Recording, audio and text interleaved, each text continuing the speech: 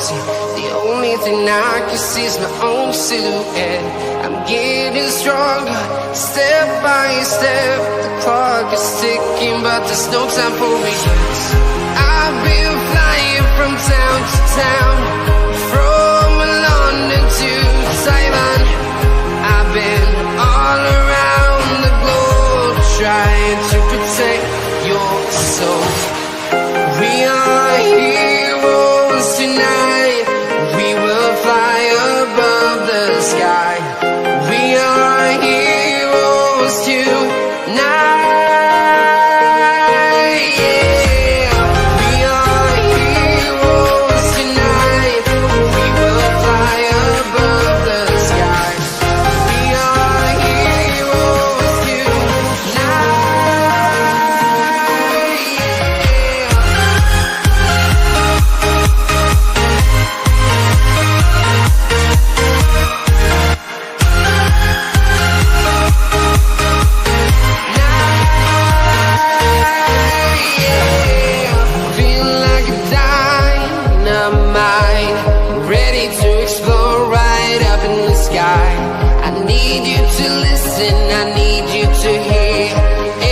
Show any fear. I've been flying from town to town, from London to Taiwan. I've been all around the globe, trying to protect your soul. We are heroes tonight. We will fly above the sky. We are heroes tonight.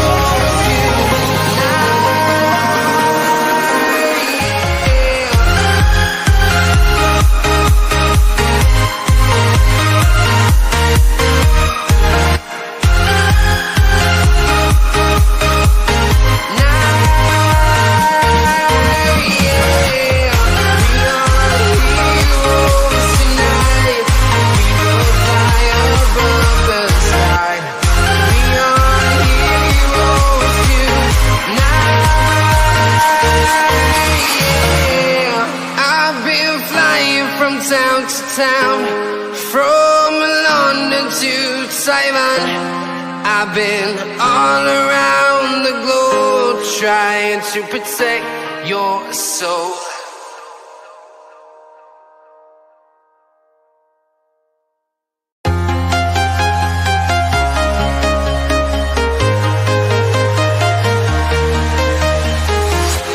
I'm walking alone, the streets are empty. The only thing I can see is my own silhouette. I'm getting stronger, step by step. The clock is ticking, but there's no time for regrets. I've been flying from town to town, from London to Taiwan.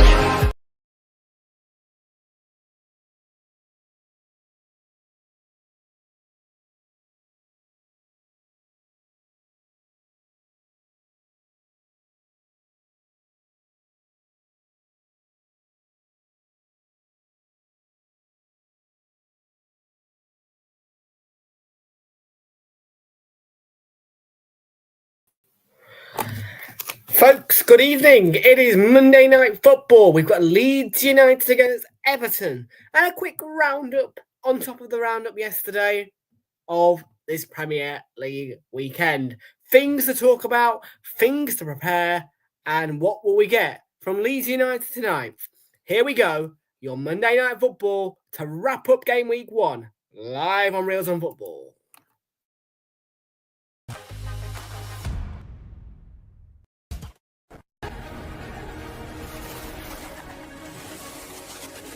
Time for cities and towns to start dreaming again. Walking in the footsteps of giants.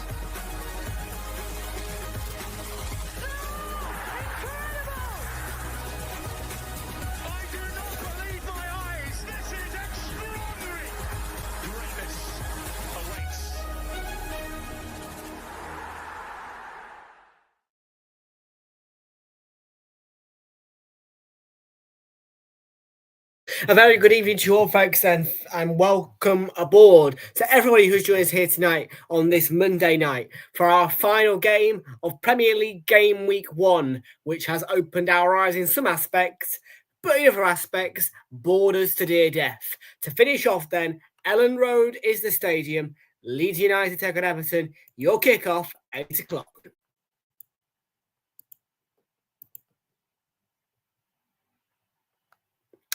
So, folks, very good evening, like I said. Hope we're all doing well. Let's go into the interior background of Ellen Road. And before we talk about Leeds and them and what I've heard from their owner and what we could expect from them tonight, we need to pinpoint Sunderland and their superstars to this Premier League season because of what a win. Now, I was listening to Monday Night Football all the way through this evening. I've been listening all the way from 6:30.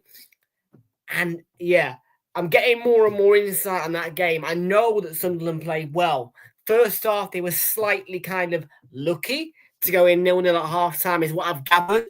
But second half, they played their football. They played their own style of football. They blew West Ham away. And we're mentioning about the emotion and the roar and all the, you know what I mean? Everything that happened in Old Trafford, how emotional it was. It was double that in the Stadium of Light on Saturday. And that's probably what helped Sunderland get their win. But what a way to start the season for Sunderland. I mean, we've had the last 2 seasons where all 3 sides have gone down. But what a refreshing thing to see. You know, not just a sneaky win from one of the opponent sides, but an absolutely take your breath away 3-0 win for Sunderland. It just needs to be pinpointed how important that is, that they've gone and absolutely blew West Ham away, a team who I've got finishing rock bottom this season, but still, what a win for Sunderland. And I have to pinpoint it because it's just an amazing way for that particular team to start their Premier League campaign.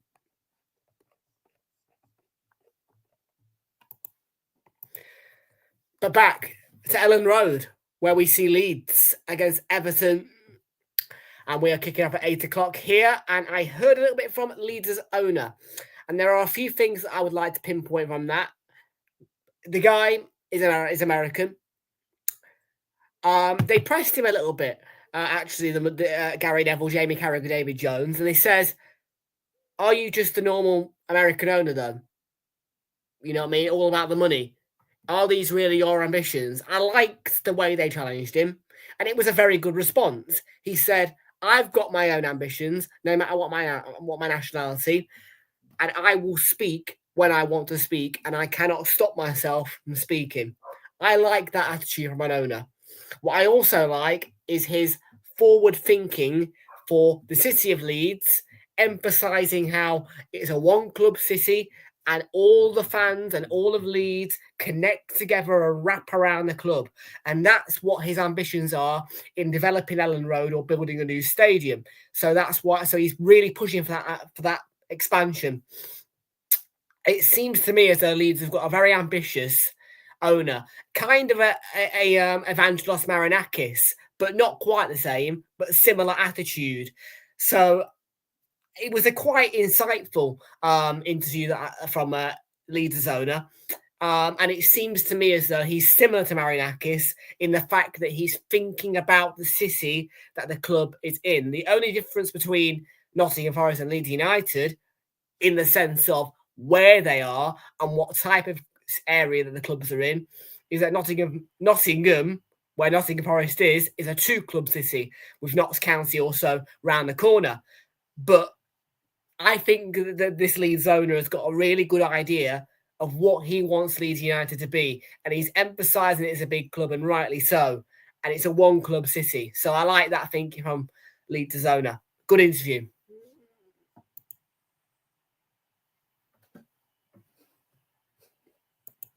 Is it? What's going on? Have you been able to hear me? Have you been able to hear me? I would like to kind of figure that out.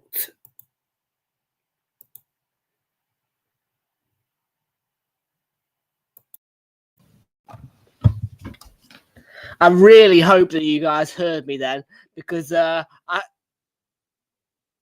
because if you couldn't hear me, then fucking hellfire. What have I just said all that for?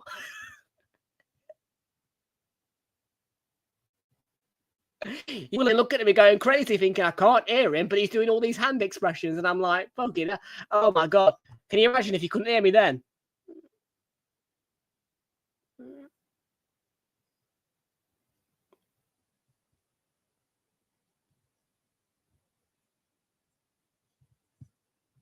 Let me just double check, make sure you guys could hear me, because that concerns me a little bit if I've done all that speaking.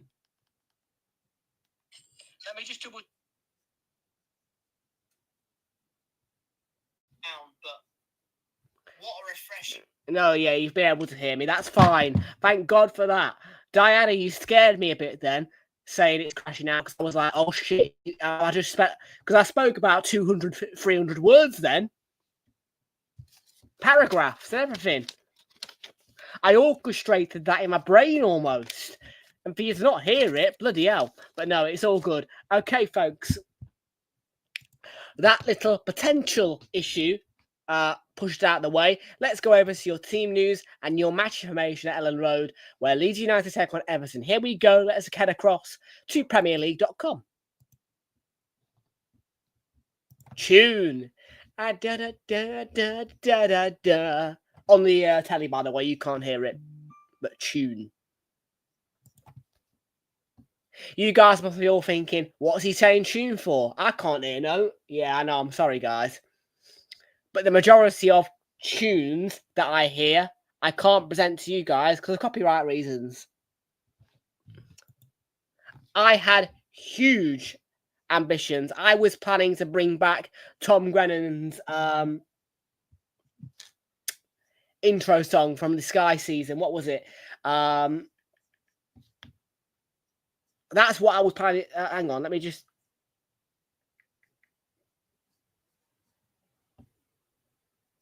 Found what I've been looking for. That was what I was going to bring to you guys this season, but I couldn't get through to the copyright team. But I was trying my best to get found what we've been looking for as a copyright right for the channel, but I couldn't get through to the copyright team. So yeah, honestly.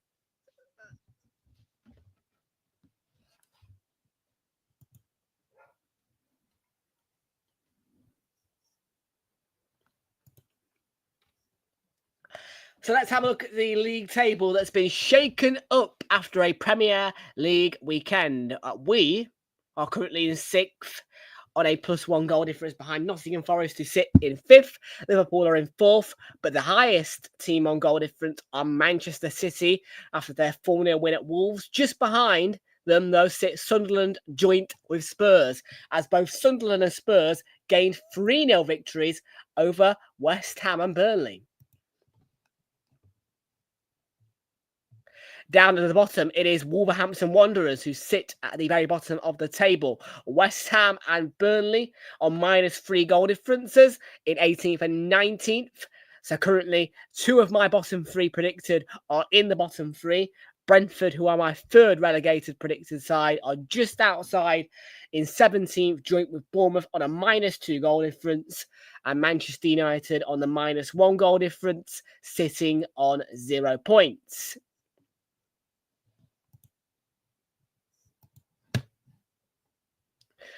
So Leeds would need to win by a 5-goal margin to surpass Manchester City with their +4 goal difference. They probably can't do that against Everton tonight, but you never know. Crazier things have happened. But for David Moyes and his when David Moyes came into Everton, we heard him say about his ambitions. David Moyes was very, very clear when he came into Everton that he wanted to grow Everton into the club that it's supposed to be and get Everton to the right standard, ready for its new stadium. So David Moyes is a very forward-thinking manager at the moment. So I don't think that David Moyes would lose 5-0 on any occasion with Everton. If it did happen, it would be a massive shock and people would be asking huge questions, saying what the hell's gone on, because it is David Moyes, probably the best manager Everton will ever have, for the second time, of course.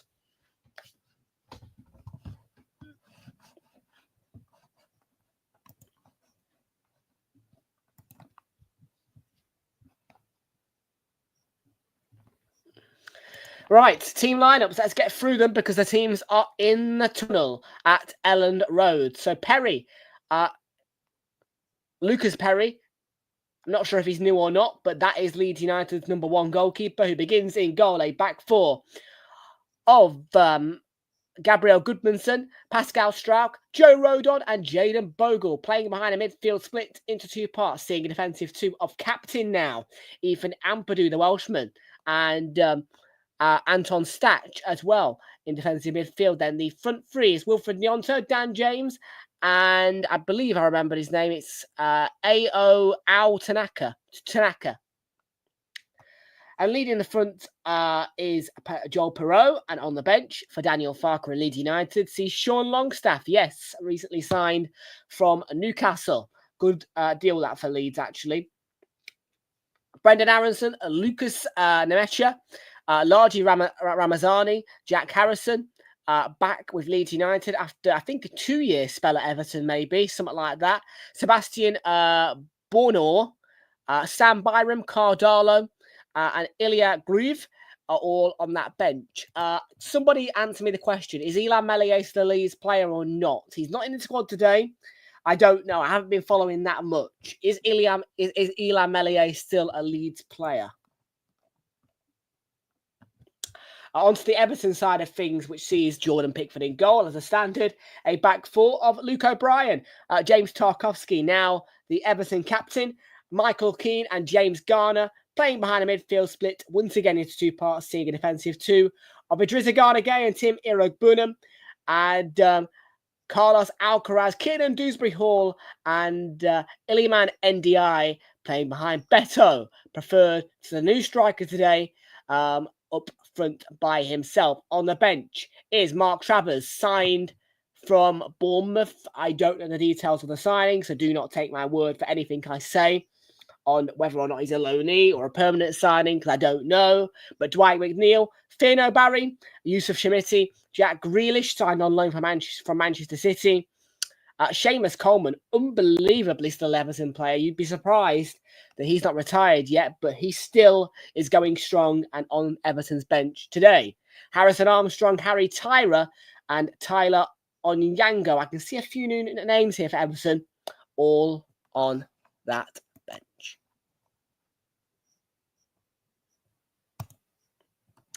So that's your team news then. Should be a cracker at Elland Road. Leeds United against Everton to get you guys going.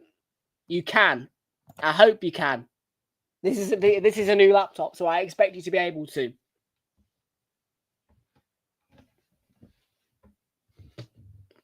Yeah, I'd just go at it. You know what I mean? No, I wouldn't. No, this thing was very expensive. 330. Well, it wasn't too expensive, but 330 quid. Yeah.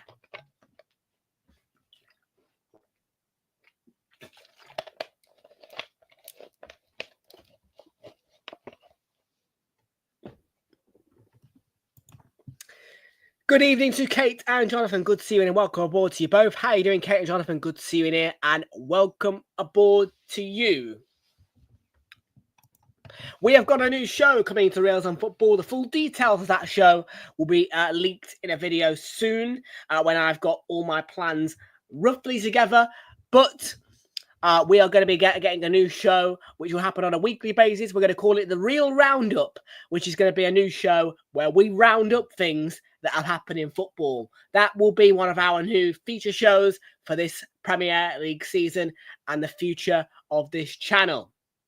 So yes, that is one thing that's coming new to this channel. We're going to be telling you all the details soon. The Real Roundup will become a part of this channel.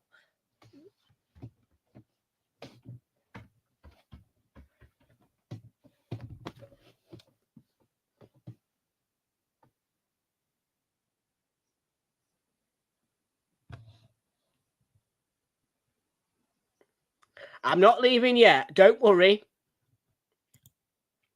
Nathan Clark has joined us as well. Welcome aboard to you, Nathan Clark. How you doing? Good to see you. Welcome aboard to you, Clarky. Well, I'm not too sure how much longer the tributes are going to last for Diogo Jota, but the players are gathering around the centre circle to pay tribute to the now stricken Diogo Jota after the car crash, which unfortunately led to his death back in the summertime. Football pays its respect to both him and his brother Andre Silva. And Ellen Rowe will fall silent for a minute in respect of both of them, but in particular, Diogo Jota. So if you will join me in a minute for a moment's silence, it would be appreciated, I am sure. I most certainly will be falling silent. Feel free to join me.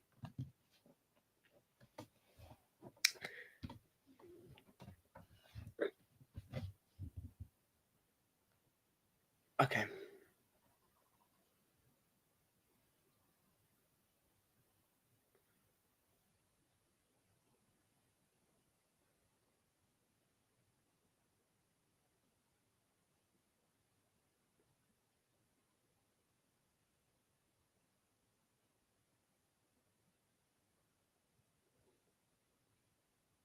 Just a moment's silence there for Diogo Jota and Andre Silva. Like I said, I don't know how much longer the tributes will last, but one thing's for sure is that both of them, to their respective clubs and fan bases, Wolves and Liverpool, for Diogo Jota, they will always be remembered and sorely missed.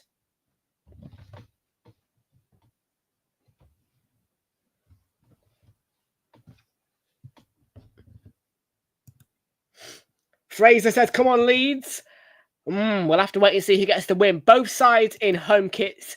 So, Ellen Road, are you ready for your return to the Premier League under Daniel Farker still, who has high ambitions, just like Leeds' owner? We're going to find out. Here we go. In 3, 2, 1, and we're off.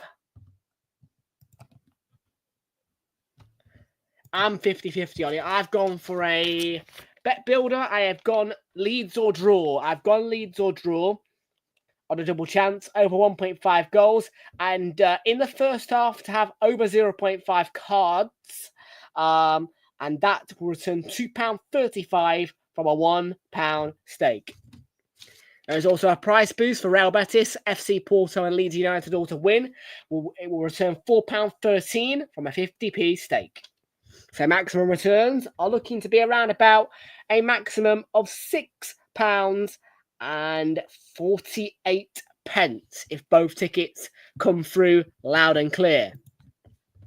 Charlie, welcome to you. Good to see you and welcome aboard to you.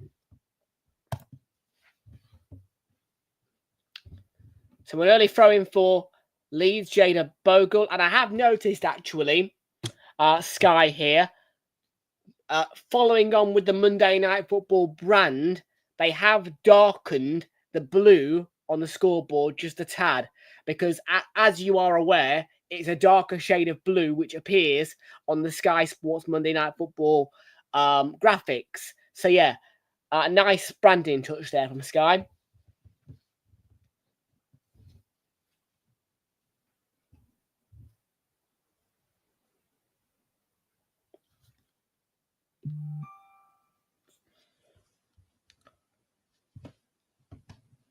Diana says, come on, Leeds. A lot of people back in Leeds tonight. I'm sure the poll will speak for itself in that respect as well. 3 votes, all backing 100. Leeds United with 100%.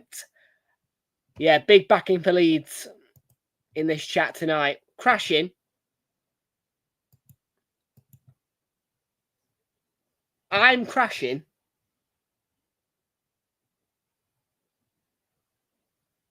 Explain to me. I'm crashing. What's going on?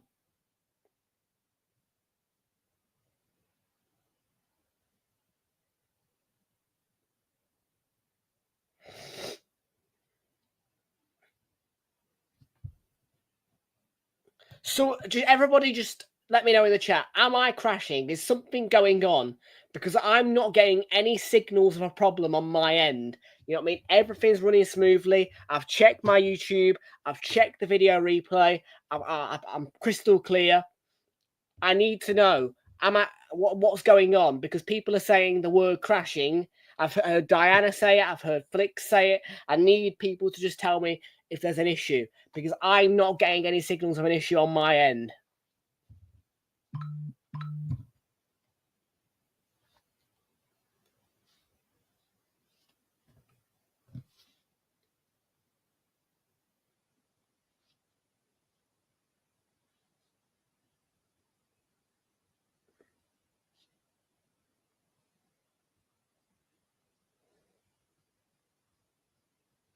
I think that it might be a problem on other people's. To be fair, I'm not going to lie. I think it might be a problem on other people's ends, because I've checked the video replay and it's crystal clear. There's no breaks in the audio. I mean, I've got the video replay on YouTube publicly shown, and it's crystal clear. There's no breaks in the audio or anything like that. So I don't know. I think for those who are having the issues, check your internet connection, check your devices. I mean, like I say, I'm not getting any signals of an issue on my end.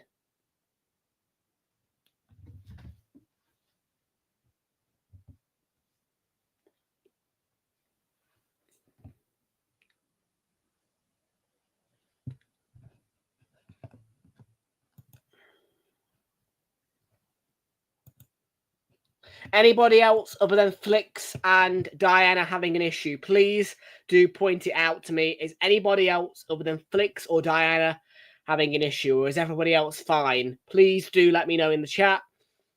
Please do. Yes, we'd appreciate it. Thank you. And that's going to be a corner there.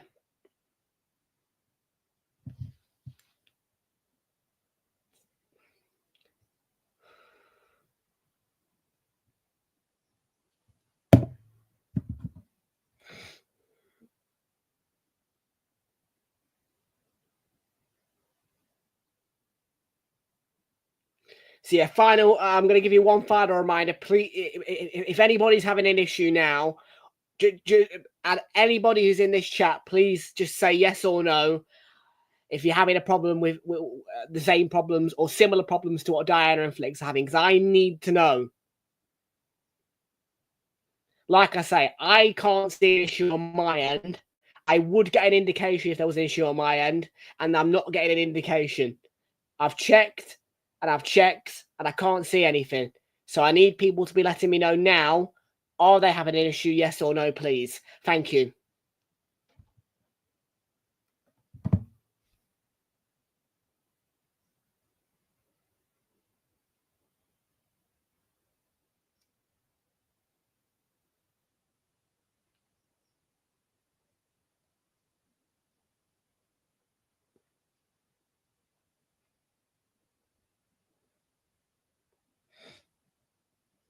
Liam Cooper. No, not Liam Cooper. Joe Rodon, sorry. Why did I think that was Liam Cooper then? I'm not even sure if Liam Cooper still plays for Leeds. Bogle's got something to chase but ran out of room. Goal kick, Everton.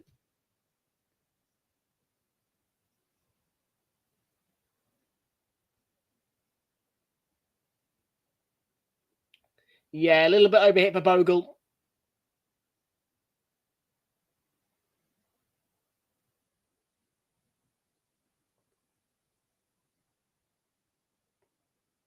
Nonto, the bright youngster who lit up the Premier League a couple of years ago with his youthfulness and his Italian energy.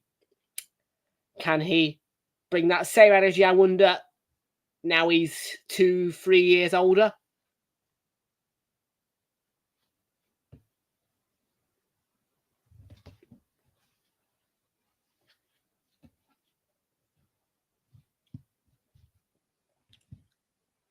It has been a couple of years since we've seen the mighty Leeds back in the Premier League, so there are changes. And I mean, Daniel Farke, honestly, I think he's a good manager. And when you first look at him, you think, oh my word, he looks like a horrible man. But actually, he's the total opposite of a horrible man. He looks horrible. He looks like a very mean person, but he's one of the sweetest men you'll ever... I think one of the sweetest guys you'll ever hear.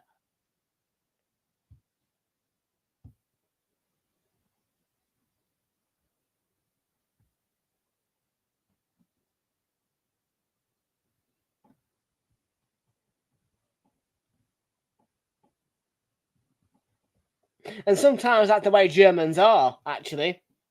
Sometimes Germans look very stern and not very friendly, but actually, they're one of the nicest guys or girls you'll ever meet or hear.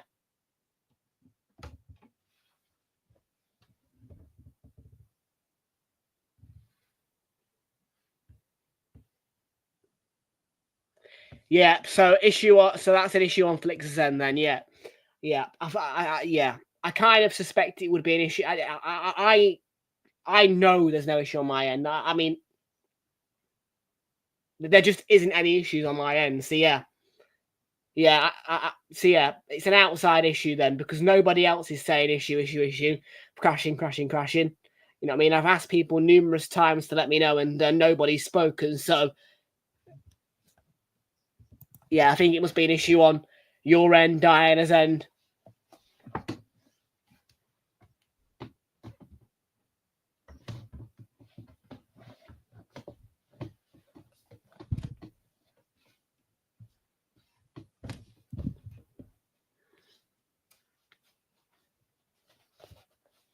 Perot, chance. Has he won a corner there?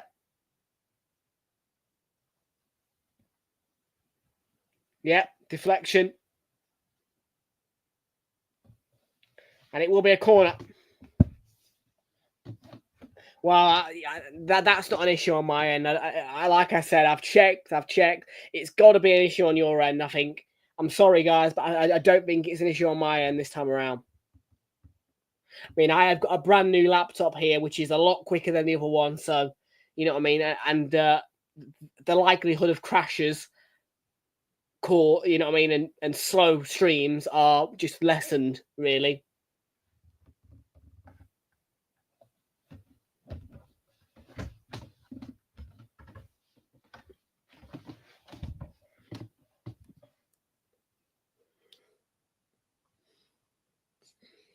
I mean, this laptop is only 4 or 5 days old, so it's not going to be causing people's screens to crash, I don't think.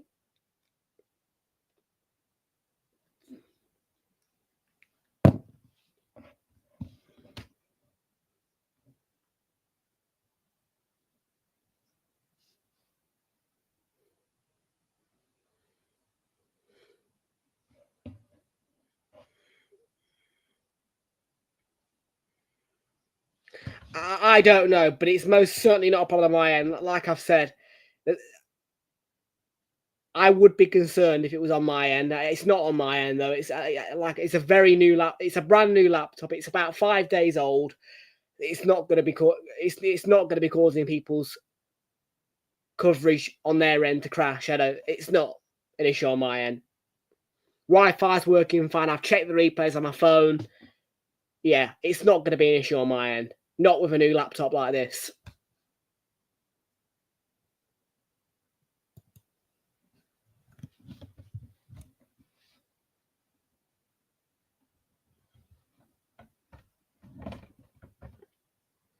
Nonto's in behind.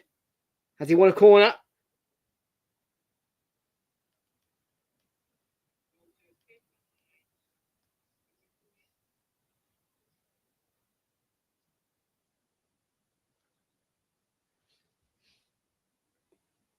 I am keeping an eye on it.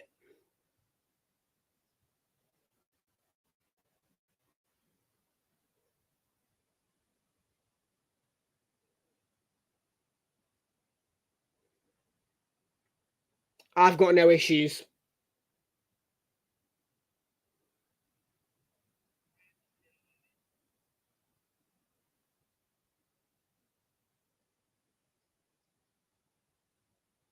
I've got no issues here. No issues. No.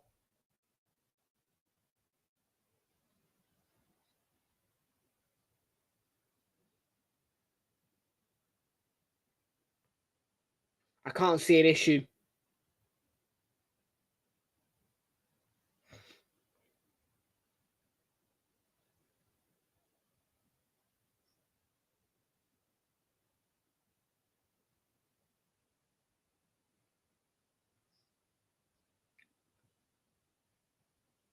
Yeah, I'm just going to do a little bit of circling hand movements, fast movements to make sure that just ignore all of this. Just ignore all of this. This is just me doing my checks.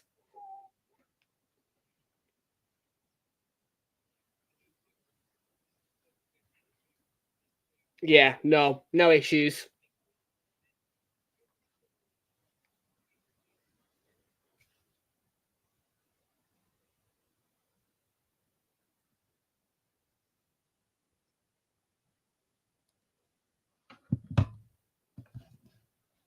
There might be an issue on YouTube, but there's no issues here. We're full bars Wi-Fi. It's just not going to happen. 5 corners, by the way. 40 minutes for Leeds. What a start.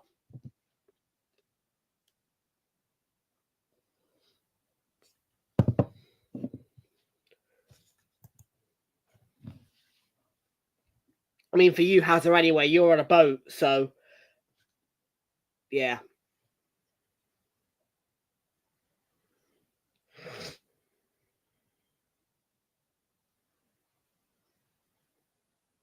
Back in. Oh, good hit by Goodmanson. And deflected. And back across by Brendan Aronson. Oh, not Brendan Aronson. Tanaka, sorry. I'm still getting used to the numbers because Aronson used to wear number 22, I think. So, yeah, it's just a little bit of, yeah.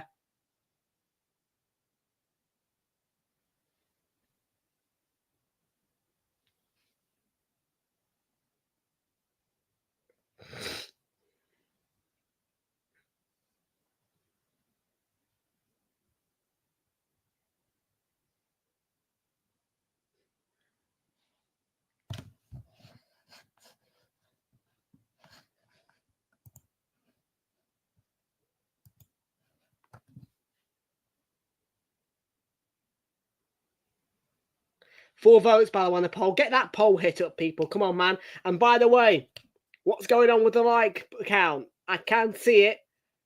I've seen at least 5, 6 of you, 5, 6 different faces in here. Only one like. Come on, people. If you are in here, smash that like button. It's free of charge. Remember, share chat out with your friends and let us know who you think is going to win. Hit that subscribe button as well, please. Come on. There's at least 4 of you in here that haven't smashed that like button. At least 4.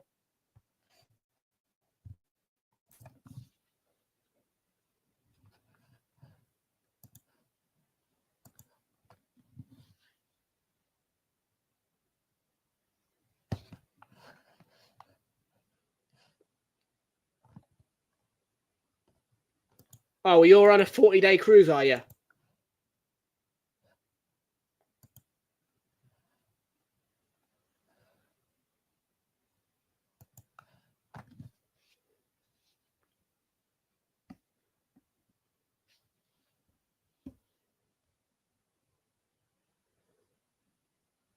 Ethan Ampadu. Bogle has been picked off by Alcaraz.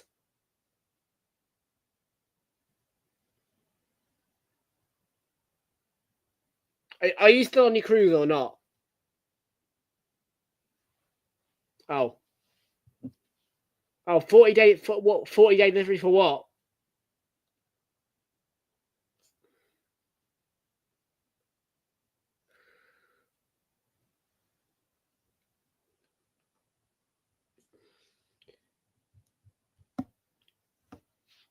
I couldn't do 40 days on a boat.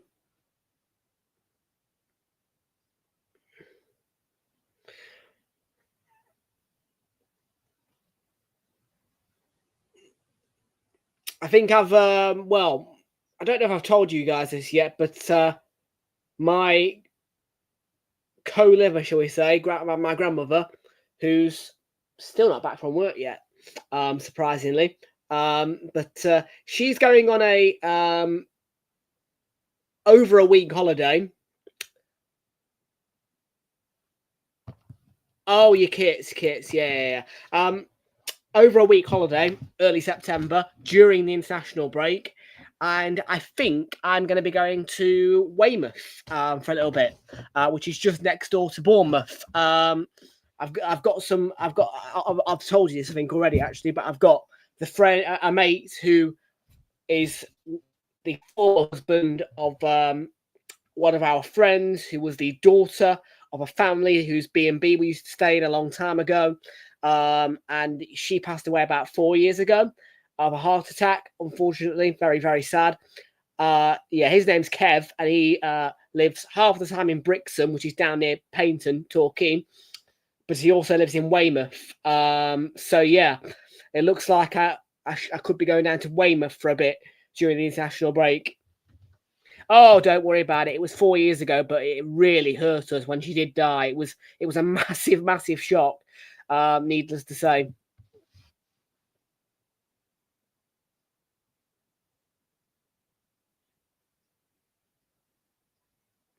Nobody. She was about 40 years old, so nobody expected it. She had no underlying health issues. She was healthy. She went to sleep, and unfortunately, we had the bad news. But it was a long time ago. We do miss her, obviously, but it doesn't really hurt us that much anymore. Although when we go down there, we think, oh, if only Sal was still around, you know what I mean? And sometimes you get those moments where you're down there and your brain tricks you into thinking she is there and she is going to show up, but she's not.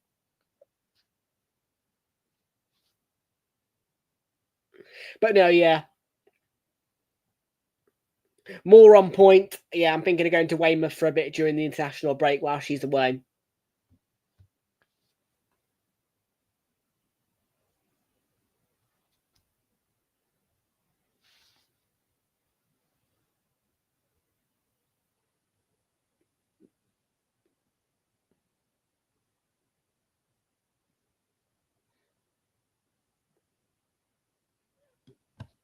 Yeah, should be a decent trip. I'll definitely pop into Bournemouth for a bit as well, and Poole. I will go into Poole. Do you know why I'll go into Poole? Because Poole's got a water park, and you know me, I like water parks. Honestly, if I ever go missing and you've not heard from me in about a week, just look for me in a water park, because that's where I'll be.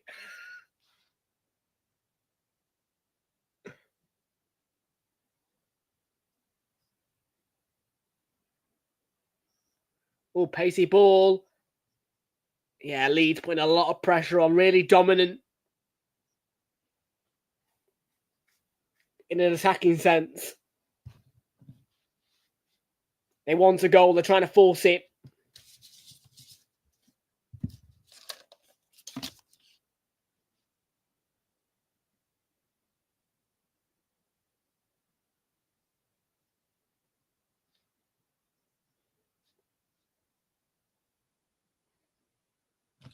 Who doesn't? Like, I know people have fears of water and all that. Like, people have their own fears, but who doesn't like a water park? Let's just be real with it right now. Who doesn't like a water park? Well, I haven't been to them all. I like the one in Paignton, in Goodrington. Fully outdoor water parks called Splashdown, I think, something like that. It's an all right one. Got a couple of slides. It's a nice outdoor water park. I've been to Waterworld in Stoke. That's okay. I don't have too much of an issue with it. And then you've got Splash Landings, which is the Alton Towers Hotel and Water Park. And there's one in Coventry as well, which is quite nice. It's new. It's about 4 or 5 years old, maybe 6, 7. Don't know to be exact, but it's quite a good one as well in Coventry.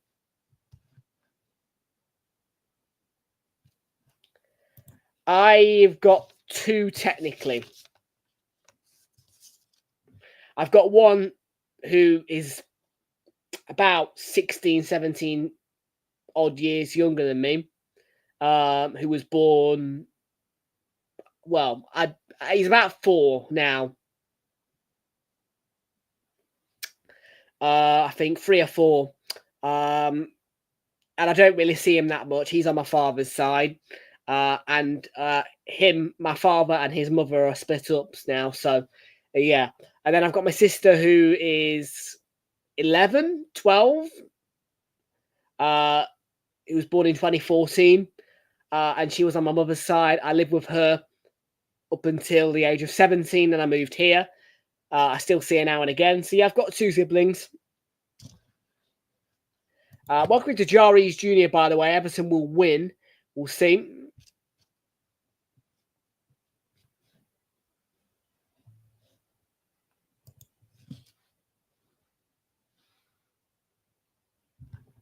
Why are you sorry to hear that?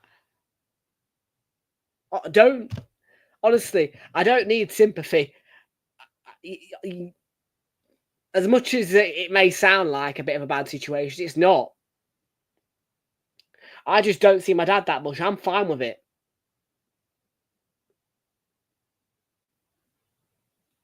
I won't go into much detail, but I've just had to be one of those people who just had to get on with life and not worry about those types of things. So I don't need sympathy.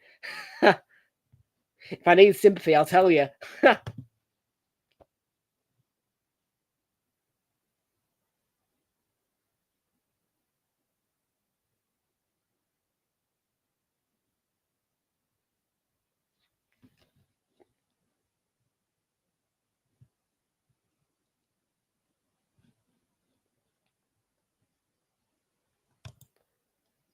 Oh, yeah. Nice. Nice.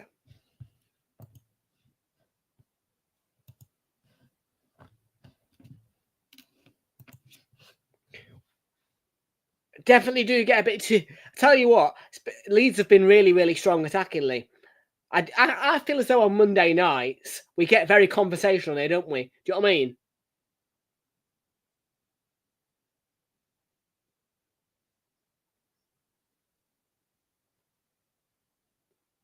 Always is the case. Sometimes we do miss a lot. We do miss bits of the game because we're just so conversational on a Monday.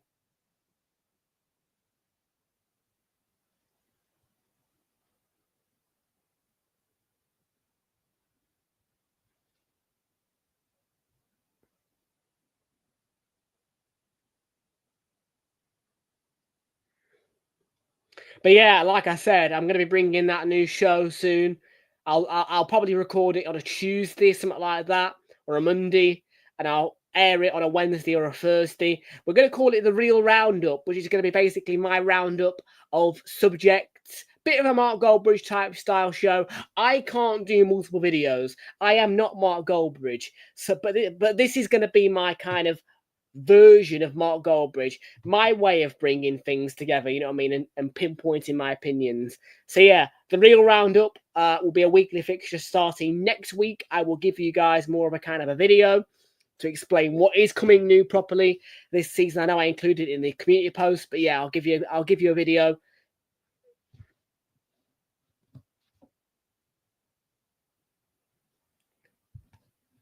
I appreciate that. But yeah, that's going to be my version of Mark Goldbridge. Like I say, I have not got the time or the patience really to do that much content like Mark or Fogden yet.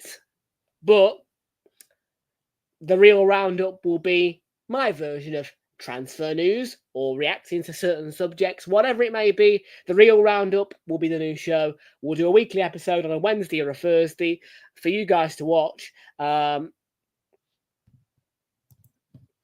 yeah.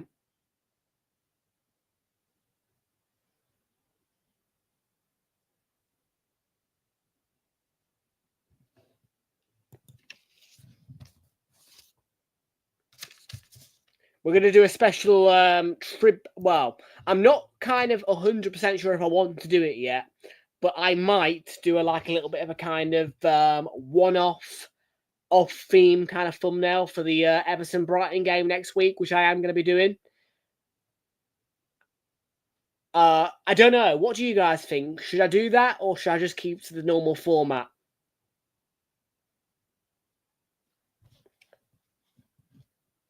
Yeah, probably Leeds, Ryan.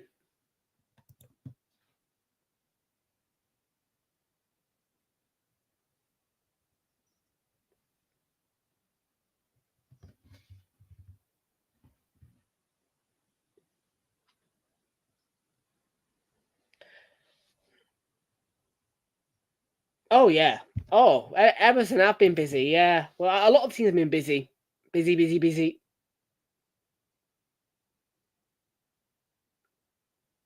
But yeah, I hope I highlighted enough yesterday in the match reaction after the Man United Arsenal game. But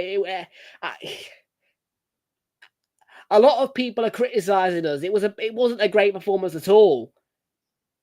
But the thing is with me, I'm like, well, it's game week 1. You can't really just go throwing out accusations and start already criticising on game week 1. Do you know what I mean?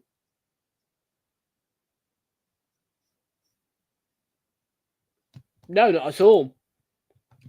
Our money comes from the NFL, the NBA. Our money is just American sport money, really, because obviously the Cronkies have a franchise of American clubs from the NFL, NBA. That's where our money comes from. That's how our money is generated. We're in one Cronky circle with an NBA club and an NFL club, I think, as well.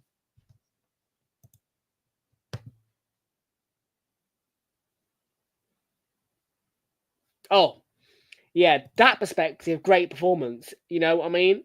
Firstly, yeah. And it was in line with my prediction. I said this to people on the stream yesterday.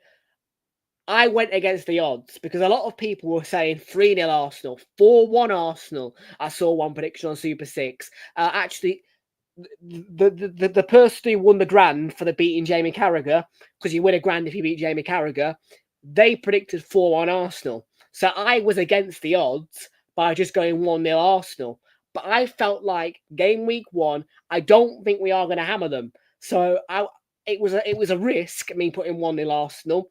But I felt it was an educated prediction from me and a safe prediction. And it paid off.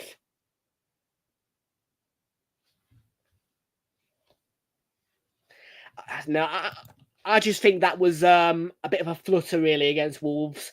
I mean, Wolves gave up.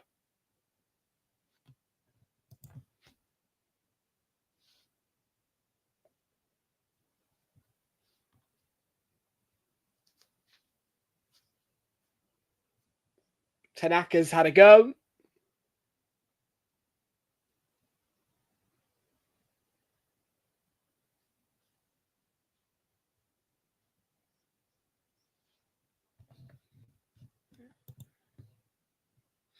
But yeah, I've got no doubt in my mind that I was against the odds massively with that 1-0 Arsenal prediction. But yeah, I felt it was justified. So I stuck with it.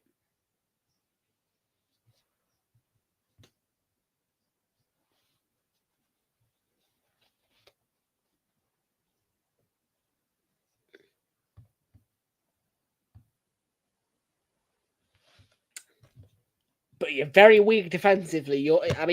Roy Keane, actually, yesterday on Super Sunday said that if Liverpool got another centre-back, he would back them to win the league. But Roy Keane's put Arsenal to win the league, and that has surprised me, actually. Out of all of Daniel Sturridge, Micah Richards and Roy Keane to put Arsenal winning the league, I would not have said Roy Keane. 49.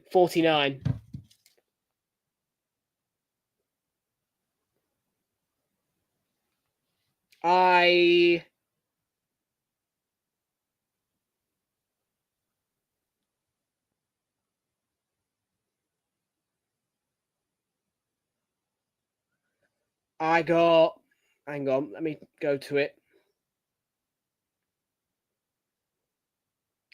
Have I got anybody? I've not got anybody playing. Yeah, I'm finished now. I've not got anybody playing today. I've got 10 points from Raya. I've got 2 points from Gyökeres, my captain. I've got 1 from Arteta, 13 from Wood, 3 from Palmer, 2 Fernandez, 2 Joelinton, 1 Canate, 9 Cucurella, 6 Gabriel. And then, yeah, I did miss some points off the bench because Tyreek Mitchell got a 9, so I shouldn't have put Canate in. My fault. Gvardiol was injured, too late for me to change it though. Hamed Traore, yeah, he got 4 points midfield-wise, so maybe I could have taken out Joelinton perhaps. Newcastle played poorly. Gordon got 3 points, more than Joelinton, his teammate.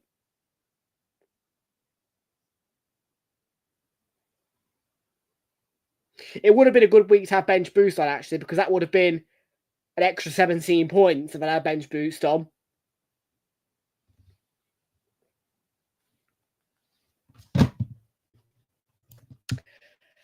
I don't know. It's very hard to make analyses of Chelsea, particularly when they stick out performances like they did yesterday. They were sluggish. It was a sluggish performance from Chelsea. No, I don't play Footy Manager.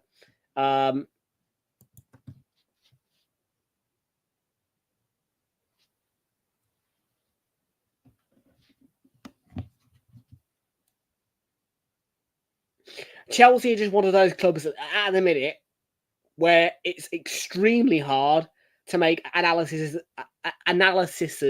of them.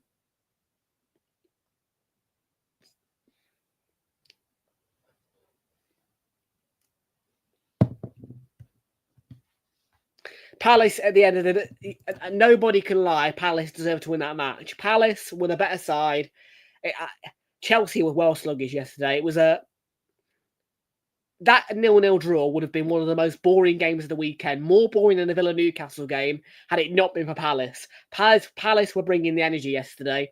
Chelsea just weren't offering much. I mean, okay, Estevao, when he came on, brought on a bit of a spark, as Brazilian players will. But for me, it was a very sluggish Chelsea performance, and a lot of the entertainment yesterday in that 0-0 draw came from Palace. It was.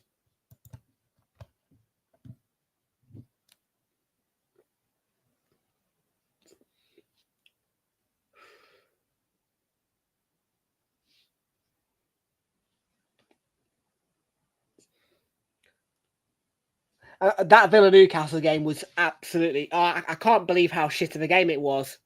I know they both had a bad pre-season. They both played really bad pre-season, a bit like Forest. But after a bad pre-season, to go into a game and play that badly, both of you, and put on that bad of a show that people are literally falling asleep, which I was at points in that game, is ridiculous. It was one of the most boring games I think I've ever watched. And it should have been a lot more of an exciting game. It was a disgrace, actually, how boring that game was between Newcastle and Villa. There was no effort from Villa to create anything exciting. And Newcastle just couldn't finish their chances off. Newcastle were better, but it was a very boring game, a disgracefully boring game. It was unacceptable. That's not the standard I expect from Villa and Newcastle going head-to-head to Champions League competing teams, you know what I mean, competing in the top half, coming together at Villa Park. That's not the standard I expect. An extremely poor game of football.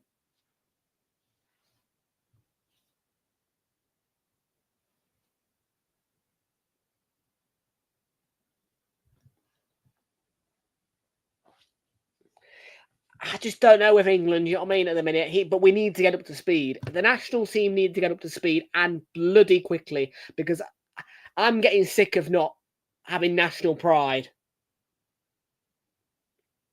And if we don't fix things soon, there's going to be a point where Scotland win a trophy and we haven't won a trophy. And that would be embarrassing. So things need to change.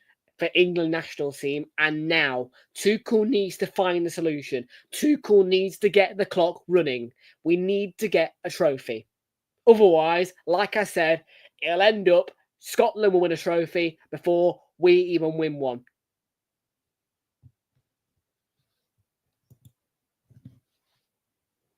Sounds brutal, but honestly, that would be the point it gets to.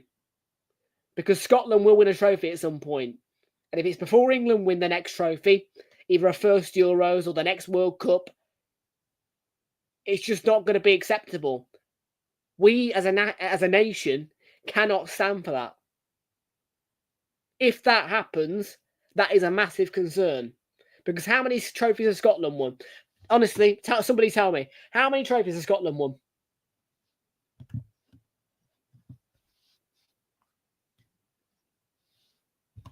To be expected, yeah. There's quite a few English people living in that area. You know, Dubai, very attractive area for English people, American people, whatever, millionaires, billionaires, land of the rich, Saudi Arabia. So yeah, English language commentary will be a theme.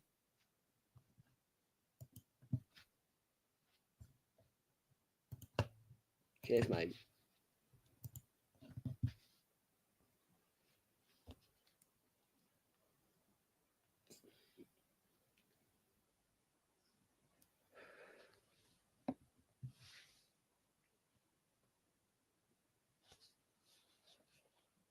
Oh, so I missed this comment, by the way.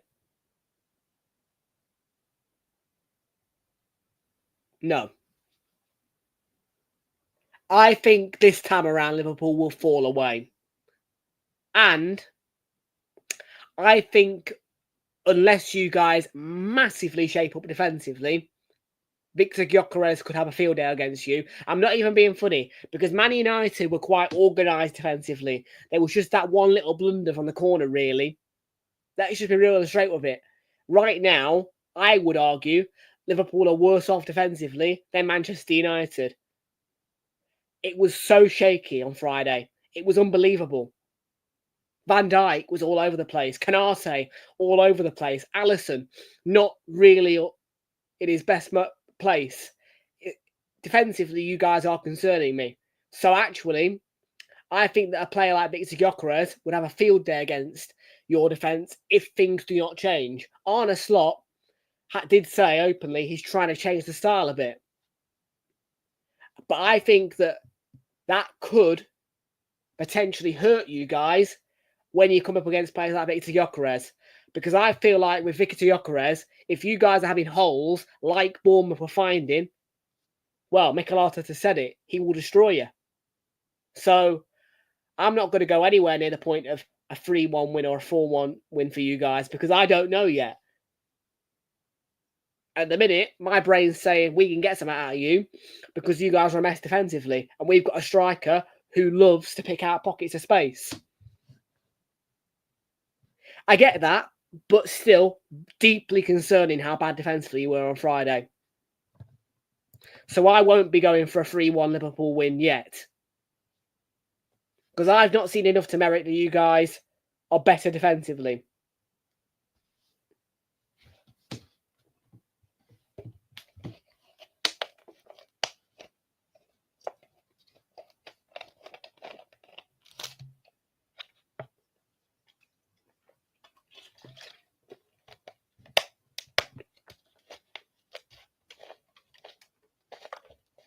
It's going to be really tough, actually. I think that could end quite badly for you. I don't want to be too negative.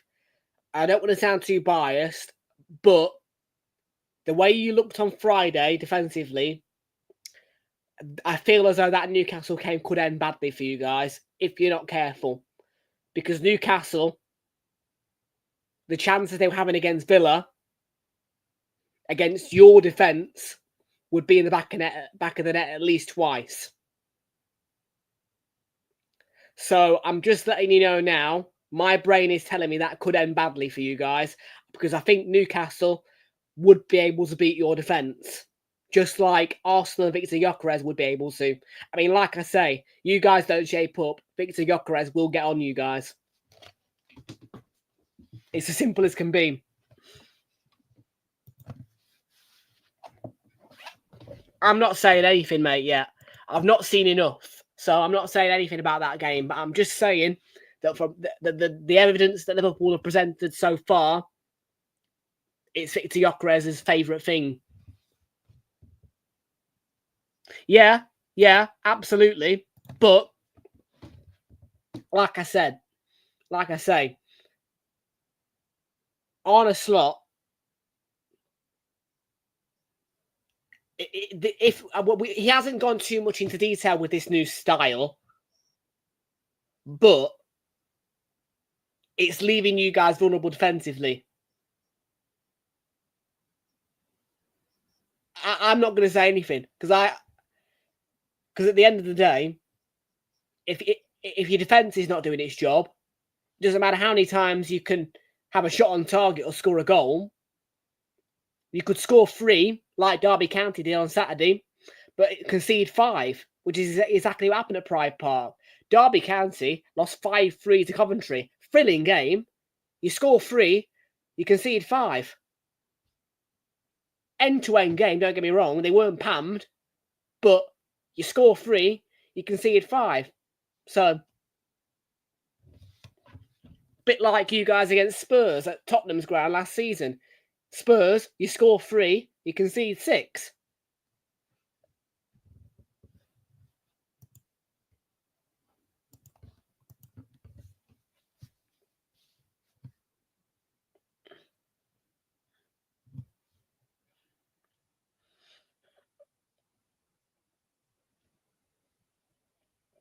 We're in the last minute of the half here at Ellen Road. It's 0-0.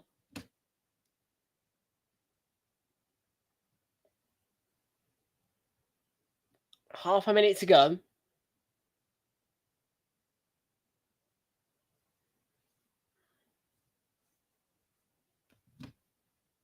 Have we had any cards in this first half? I hope we have, otherwise that's my bet builder gone.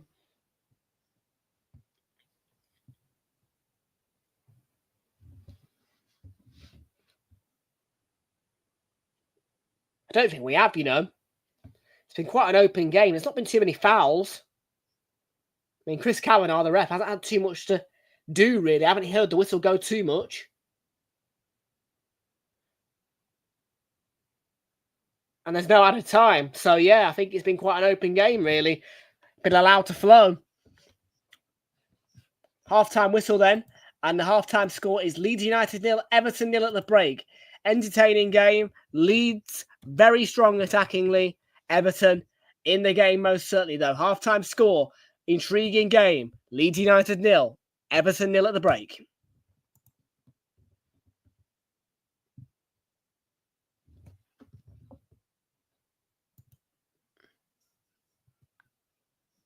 Yeah.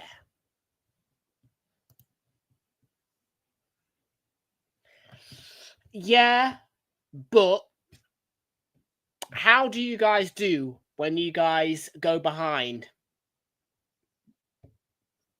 Because some teams are not good at responding to going behind. Some teams love to get the first goal. And I don't really think you guys are that good at responding to going behind, to be fair. You guys just thrived off getting ahead quickly, really, last season, if I'm honest. And this season, I haven't got enough evidence yet to say that you guys would be able to recover from 2-0 down. So, again, I reiterate, you can have a good attack, great, but if your defence is not functioning, that's a problem. And going 2-0 down for Liverpool might well just destroy your mentality, destroy your motivation, and you won't be able to get back in the game. Because going 2-0 down for some teams is mentally destroying. You can't defend in a minute. Can't defend, exactly. And that's a problem.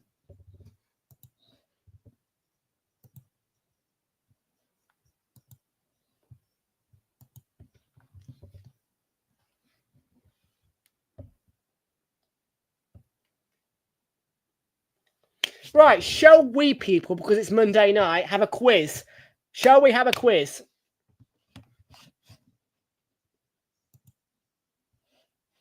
I think a quiz would be nice. I think we'd have a quiz. Let's get a quiz up. Right, we're gonna do a Premier League promoted teams quiz.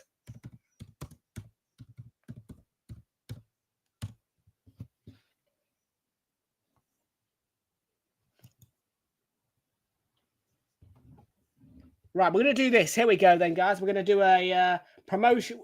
So the quiz I've got here is going to be promotions into the Premier League by year, I think. So let's have a little look at it. Let's have a go. See what we can do. Here we go.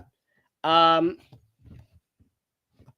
we're going to press play. We've got 10 minutes to complete this quiz. Chat, do feel more than free to join in. I am going to put the chat in the show comments on stage mode, just because I won't be able to ping comments quite so quickly and easily.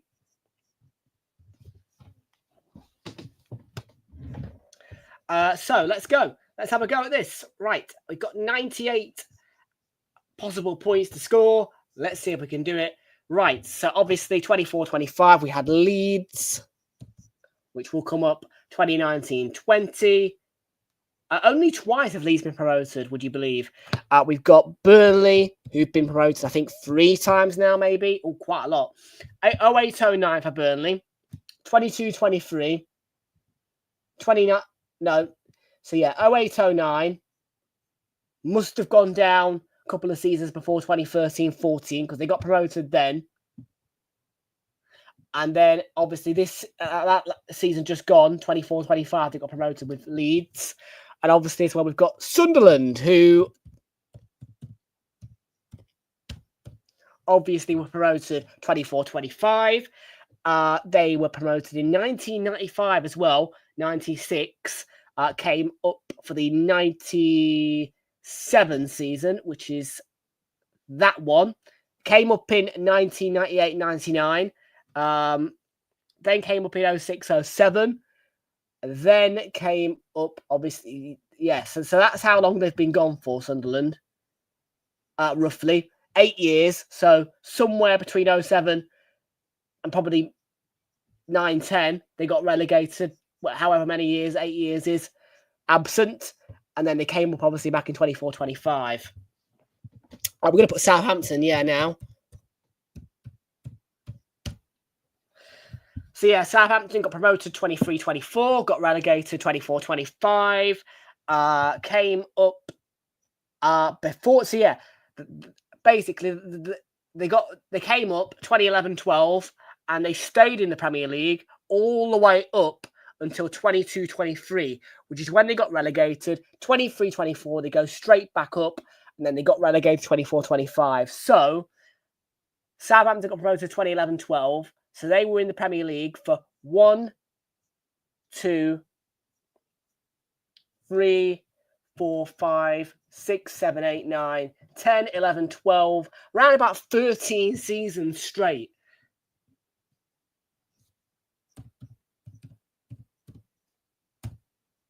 And at Ipswich, yep, they got promoted, obviously, 23-24, went back down 24-25. And then the last time they got promoted to the Premier League was 1999 to year 2000. Since then, they weren't promoted again. And at some point in this area, they would have gone down. And, yeah, the last time they came up was 23-24. And then we've got, Leicester. Leicester have been up quite a few times. 93-94 came up. They will have got relegated probably 96-97. Probably 94-95 because they came back up in 95-96 with Sunderland. And then they must have gone down 01-02 because they came straight back up in 02-03. Maybe went down 00 and 01. And then they stayed up all the way up until probably maybe 2012-13 or 2011-12, or before that, came back up in 13-14, won the league in 2016-17, and then got relegated 22-23, came back up in 23-24, and then got relegated again 24-25. We'll try Luton, yeah. Luton only got promoted once, got relegated twice 2 seasons onwards, and they got promoted for the first time ever to the Premier League as part of a remarkable story, 22-23. Sheffield United.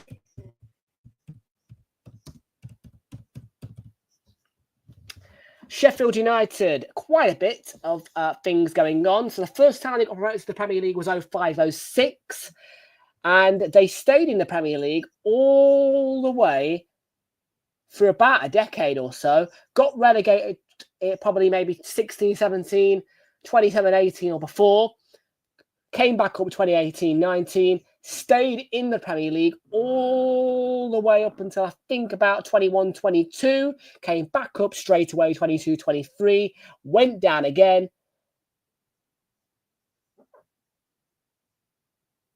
And haven't come back this season, because they lost the playoff final to Sunderland.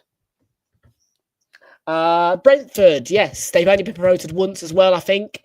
Brentford are another one of those. First time ever in the Premier League. So they're only, 2021, magical promotion. So many failed attempts, finally got to the Premier League, huge achievement. And yet they've stayed all the way up until this point. You've got Norwich. So Norwich, where are you? Norwich, where are you hiding? 03-04, first time they got promoted. Stayed in the Premier League for at least 5 seasons. Got probably relegated between 09 and 10 and 08-09 or before. Came back up 10-11. Went back down somewhere between then and 2014-15 when they came up again. And then they stayed up until maybe 2017-18. Because they got back promoted 2018-19 and then got relegated the season afterwards, came straight back up 2021, haven't been back since. So that's Norwich.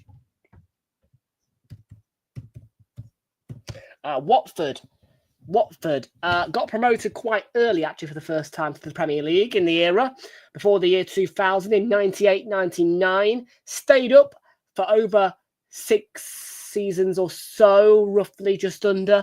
Got promoted in 05-06 with Sheffield United, and then spent probably about 6 to 8 seasons, really, you would say, because they got promoted next in 2014-15 with Norwich. Again, they had another long spell in the Premier League. They must have went down maybe 2019-20 or 2018-19. They came up for the last time in 2021 and then went back down the same season, and haven't been back since. Fulham. So they first got promoted in 0-0 and 0-1.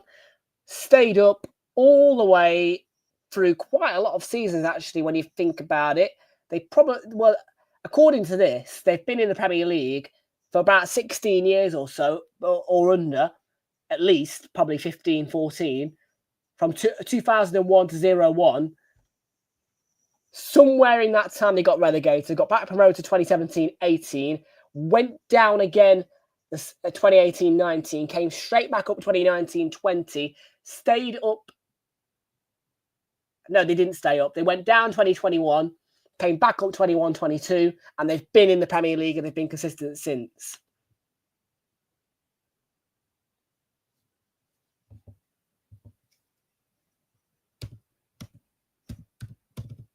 I'll just skip now and I'll just go. Yeah, need to complete the quiz. You're right.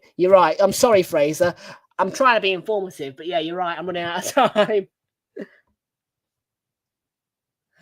Forest, Forest have got a great history, so we don't need to look at them too much.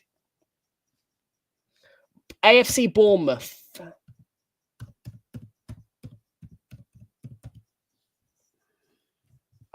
Wolves.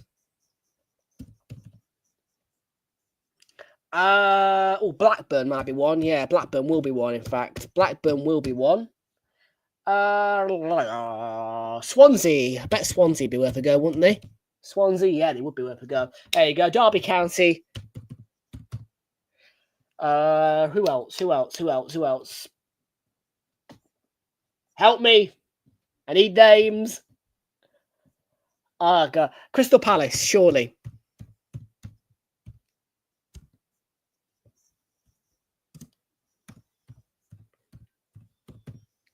Can't put Everton because they've never been relegated. Hull City, Manchester City will have been one a couple of times, actually. Probably Man United as well. No, Man United don't come up. Aston Villa, yes, definitely. Birmingham will have been, I think, a few times. Coventry? No. Do not come up. Cardiff City? Yes. 24 seconds left. Any more recommendations, folks? I'm trying to think.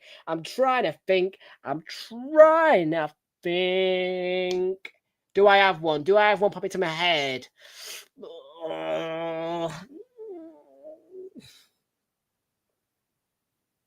Wimbledon.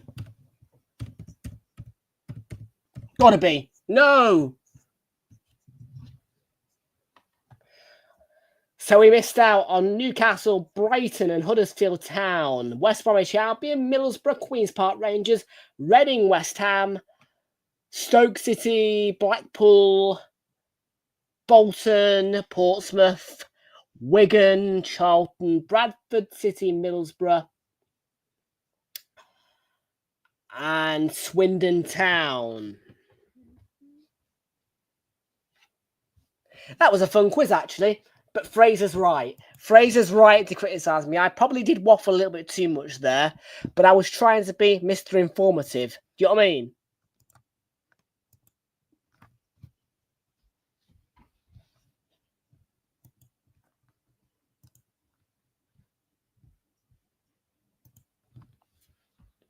Yeah, I probably did waffle just a bit too much there. And tell you what, I need some Coke because my throat...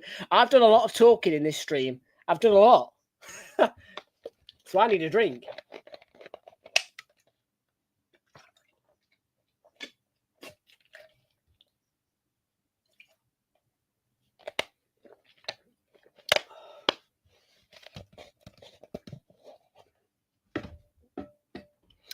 I would say that second half, looking into it, Jamie Carragher's saying on Sky, actually, that Leeds have dominated. I think I agree. Leeds have dominated. And Leeds probably do deserve to win this game. Can they win it? Is more the question now that we're looking at. It is. Lasted me for 3 days. Empty now. Was my last swig.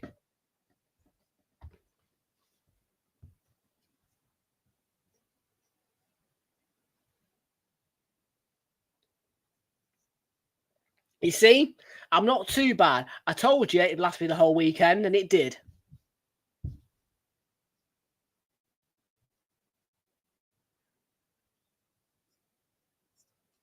Right, just want to quickly check my SofaScore stats, because if there was no booking in the first half, then that means my bet builder is over and out and lost. So we need to make sure that we haven't missed any cards. Cards.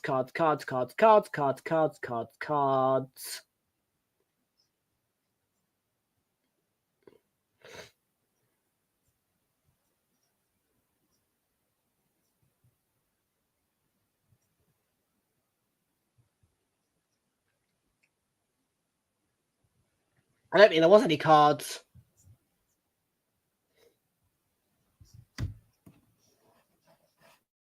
No, I don't refrigerate it. I just keep it down by the side.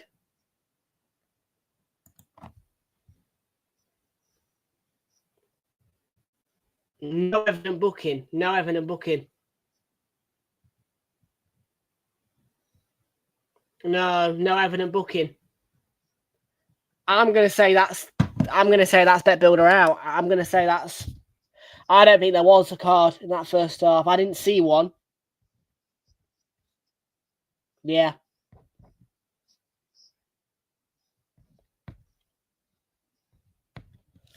So,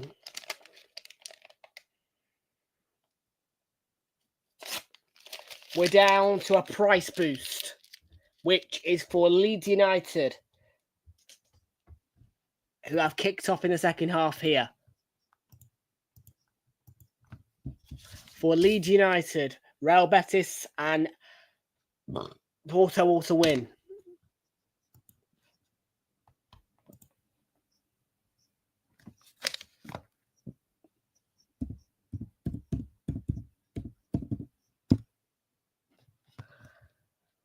Check those scores whilst we're at it. Betis are leading against Elche. Porto are leading against Gil Vicente. Vicente just going into half time, 8:15 kickoff, 9:15 local time, and Real Betis kicks off at 8 o'clock. In Spain, that will have been 9 o'clock local time. iPhone 12 badly needs an upgrade. Yeah. You bet I have.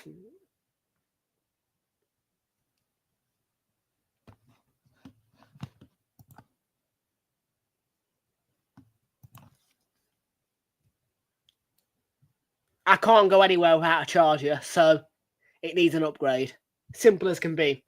If I can't go anywhere without a charger, yeah, but I can't go anywhere without a charger now. So yeah, I need a new phone.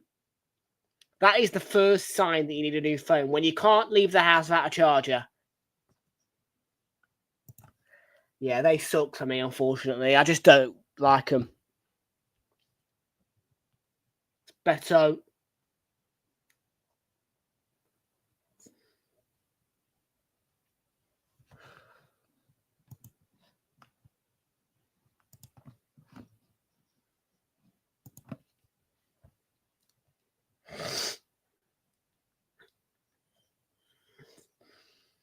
Who hasn't left a like on the stream? Let's get ourselves up to 5 likes on this stream if we can, please. 46%. 13 votes backing Leeds United on our poll. 15% have said draw. 38% have said Everton to win.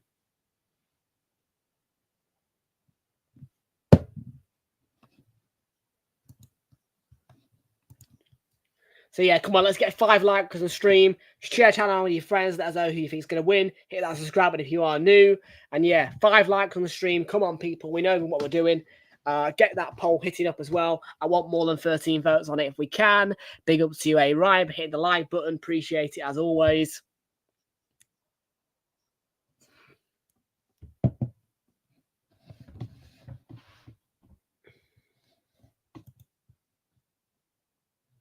And we're on 6. There you go. I say I want 5 likes and you give me 6. Big up, people. Love that.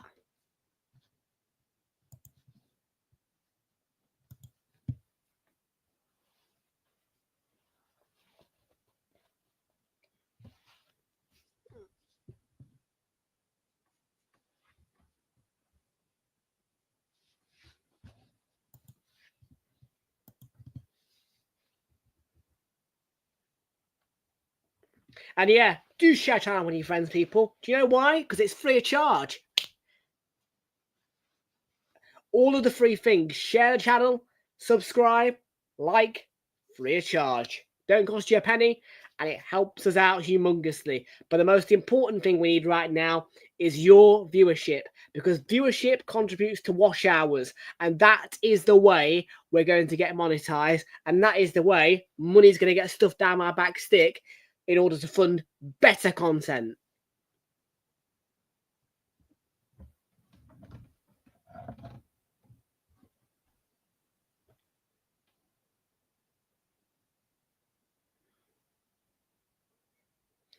I'm not being funny, people. I love the fact that people subscribe, and I love it. But we are well past the mark now for needing subscribers. We are perfectly clear on subscribers. We ain't going to lose subscribers that are going to cause us to fall under our goals or monetization eligibility requirements. So yeah, viewership is the most important thing right now, and we are watch hours wise. Let's have a look.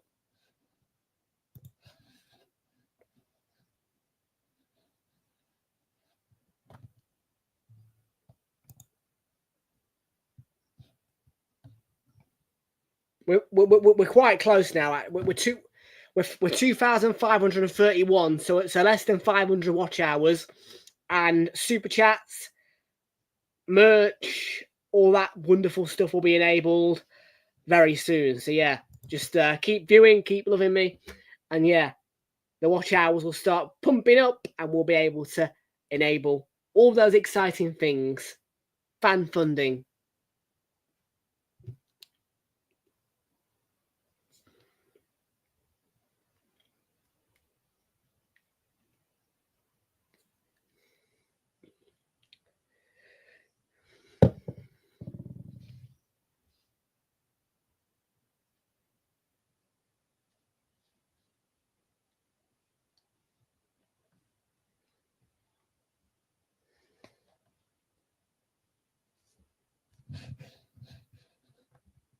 Yeah, what is the fact? I might sound stupid here, but I've forgotten actually what it all is. Actually, so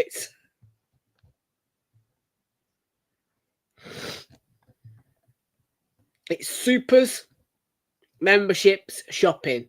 So yeah, you can shop with me. You can give me supers live on the stream, but also we'll have channel memberships available to you.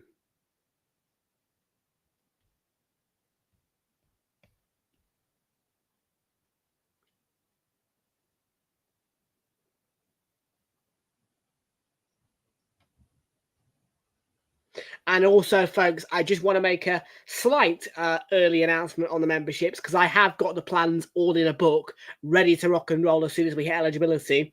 I know what I'm doing memberships-wise. There will be an exclusive feature strictly for invite only, which will be Emerald, and that is for our longest-standing viewers, such as Fraser and Oliver. If they want to become a member, that will be a discounted rate with all the perks. So that's up to the highest membership for a much discounted rate. That is going to be Emerald, and that will be available only to our longest standing viewers.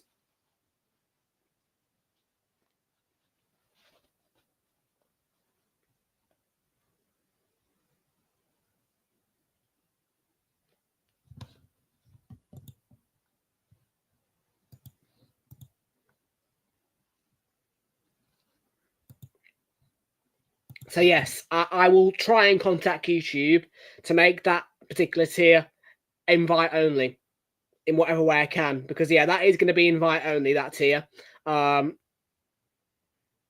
Fraser's W at that. Still 0-0, absolutely.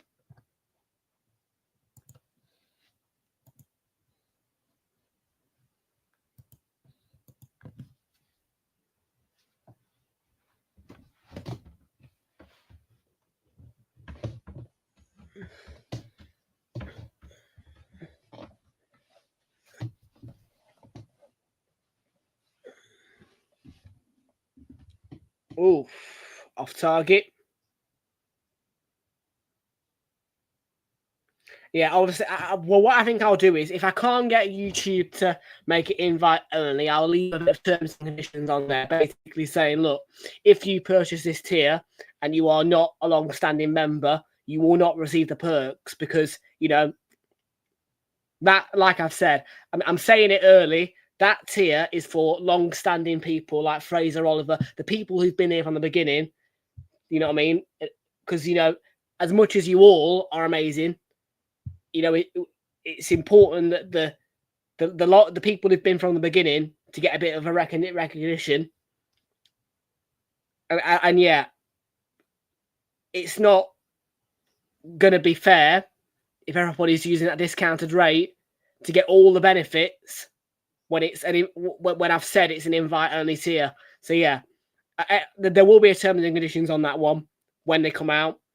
If you do purchase it and you are not recognised as a long-standing member of the channel right from the beginning, or you've not been invited, you will not receive the perks. Simple as can be. And you will be asked via email as well to leave that tier and change to one that's eligible. All the other tiers will be open to everybody, but that when my memberships come out, the Emerald tier is only for invite only.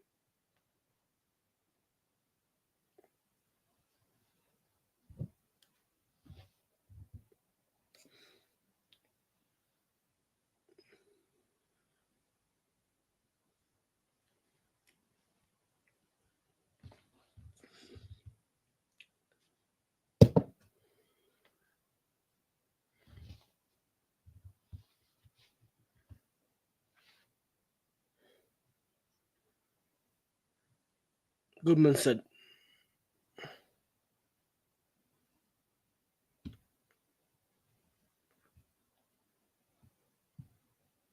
Nonto and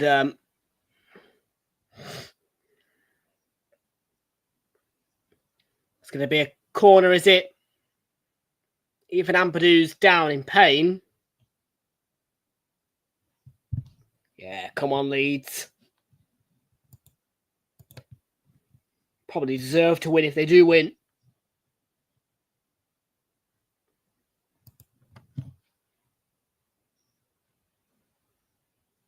It's very late from Euro Burnham.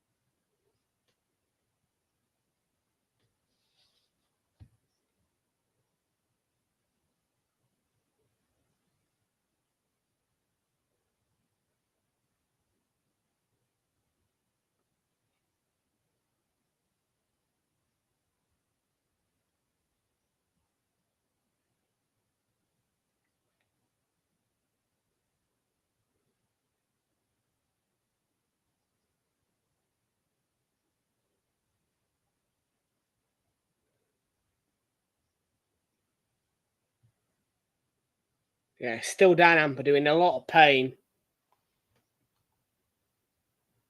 It's a sore one for him.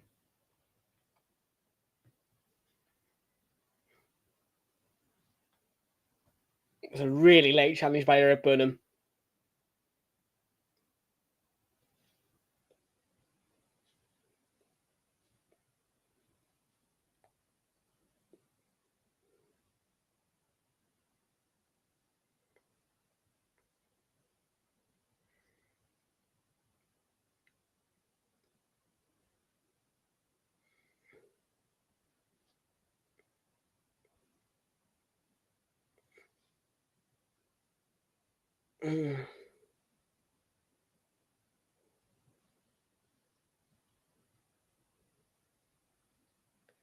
Looks like he's going to be okay to continue, Ampadu. He's back up. He's walking okay. It's a really bad challenge, though, by Euro Burnham. Probably should be booked for it. If he hasn't already, he should be booked for it by Chris Cavada. Really late challenge.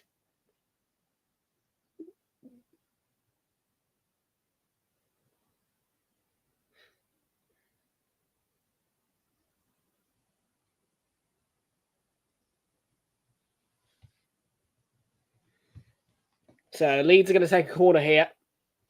Ampadu currently off the pitch. I think he's got to stay for 30 seconds still. I think that's still the rule.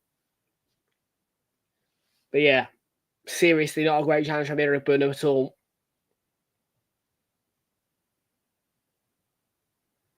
Not the best of deliveries. Pascal Strauch has chased it. Recycles it to Realltom. And Jaden Bogle. And now on to Joe Rodon. I need to remember, number 6 is not Liam Cooper, it's Joe Rodon. That has confused me a little bit.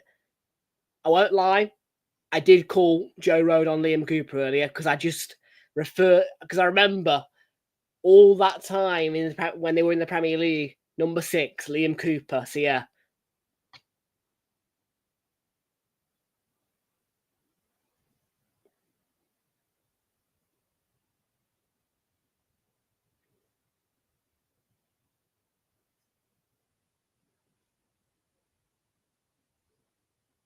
Half hour to go.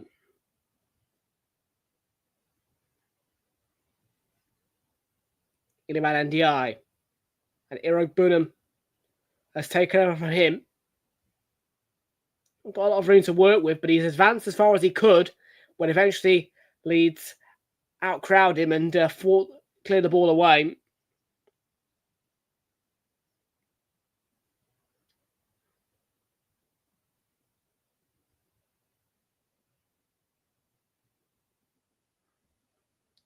Yeah, just comfortably away. Leeds have got control of the game clearly.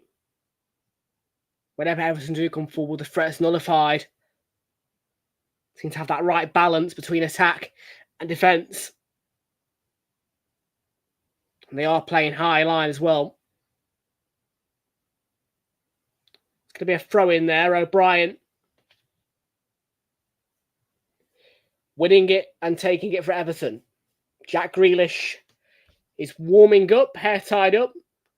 He will maybe appear in a bit, but right now his Everton debut is still pending. On loan from Manchester City, of course.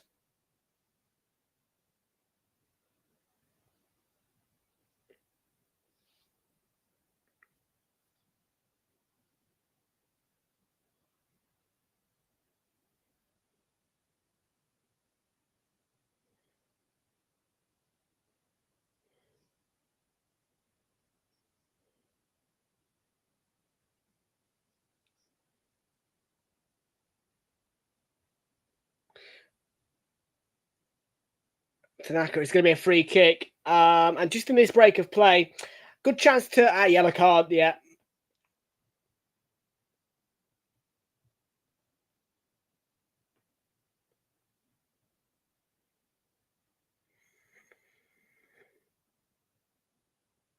Yes, Alcaraz who gets the booking. Tanaka, it's a cynical foul. And then, yeah, Alcaraz just goes waving his hand as if to say, yep, card. And Chris Kavanagh goes, no, thank you. Dissent, yep, you're booked. And as I was saying, in this break of play, tomorrow I might do Rangers in their qualifying Champions League campaign. So the qualification to the Champions League for those, playoffs thing. I may do it, may not. If I don't moan at me. It's early doors in the season, but I probably will do it. And that will be it for the rest of the week until Friday, Wednesday, Thursday off. But of course, Premier League predictions will be back coming out on Thursday or Friday for you.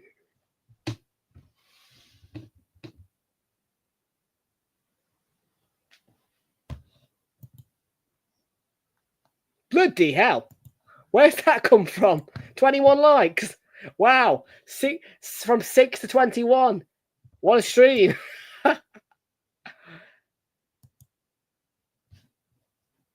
We were on 3 earlier.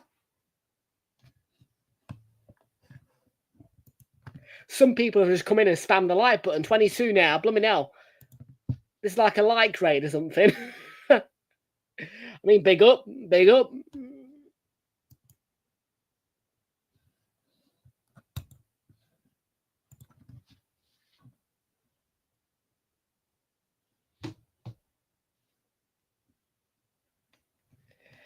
"26 minutes to go. Leeds United and Everton 0 still. Yet to find a goal. If there is any side to win this, I think it's Leeds. Absolutely. Iliman NDI, yeah. Bogle.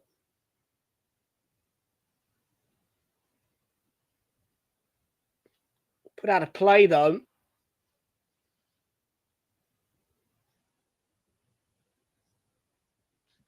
I'm not popular enough, am I, really?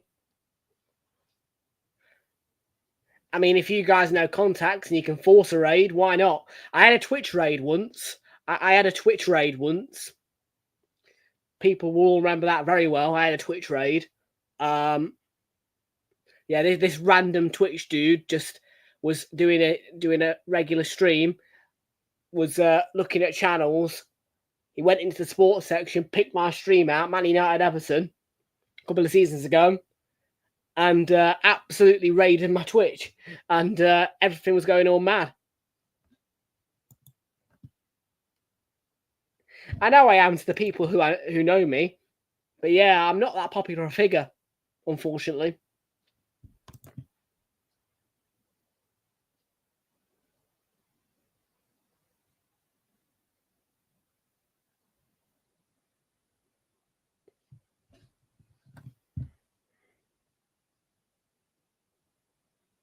Yeah, some people in this chat will remember very well when I got raided on Twitch. It was unexpected.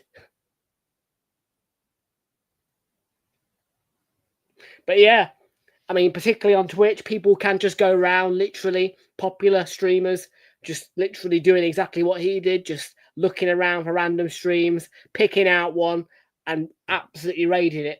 So,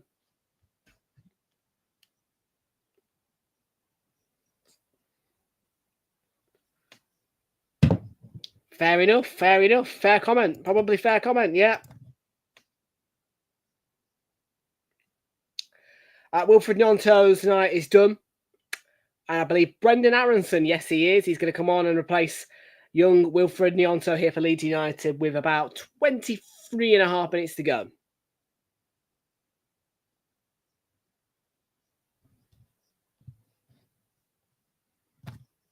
Yeah, confirmation that Leeds change. Brendan Aronson on for Wilfred Gnonto for the remains of this match. And I can see Jack Grealish getting ready for his Everton debut here.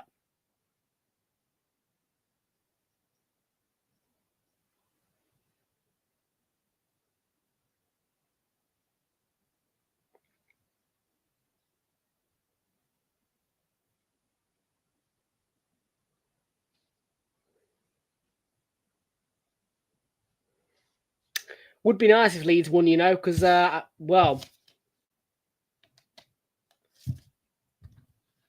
probably do. I'm not the best thumbnail maker, I won't lie. I try.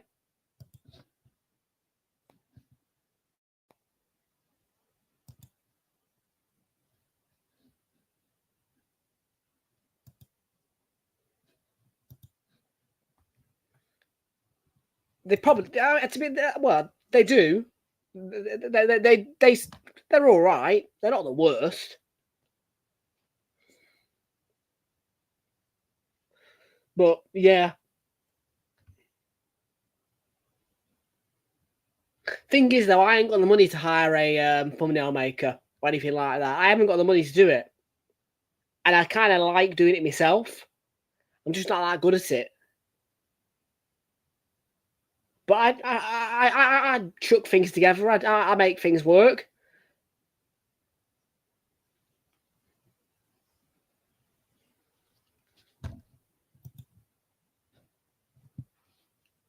I'm not denying that. I'm not denying it.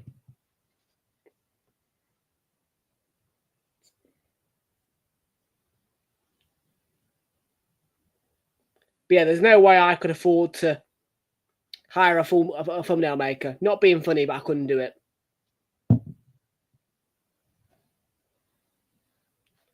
Send me a few prototypes. I'll see what I think.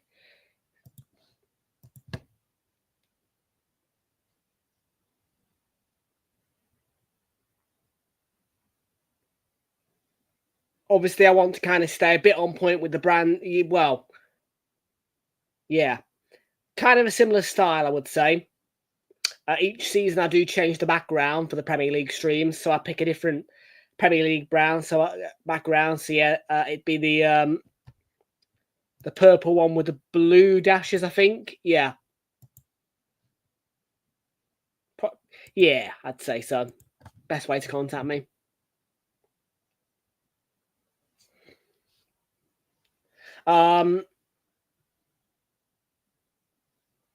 Because yeah, I most certainly don't want to go too off-brand. Not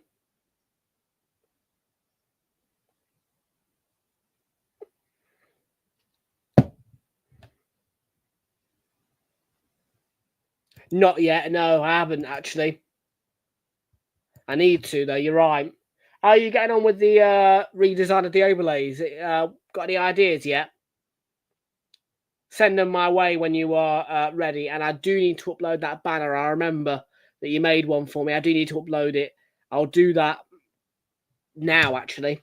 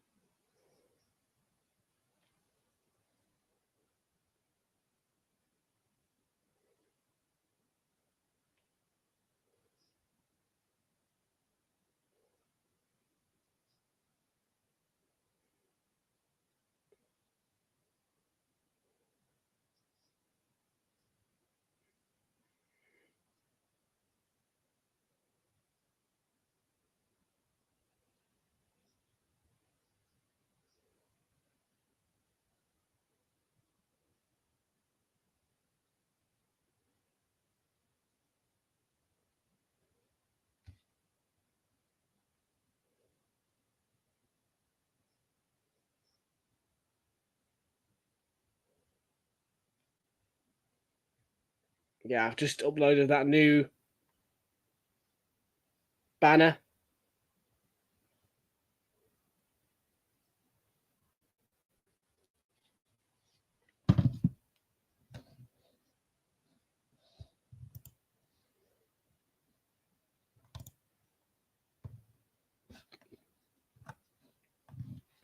$18 votes were all square on the poll. 33% backing Leeds for the win, 33% backing Everton for the win, and 33% have gone for a draw.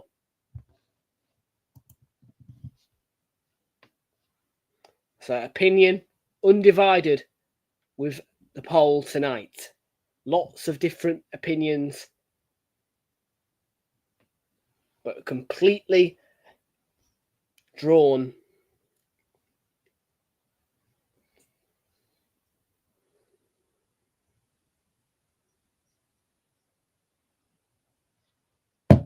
Yeah, I mean, well, I'm not sure what's happening with Sociedad and Porto at the minute, but I think they're both still winning.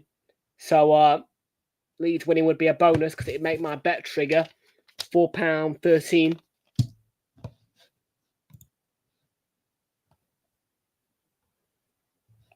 Yeah, 2-0 Porto, still 1-0 Betis. So yeah, Leeds winning would be the perfect thing, really, for my bet. I think they'll get a winner. I think. Not too sure, but I think they will.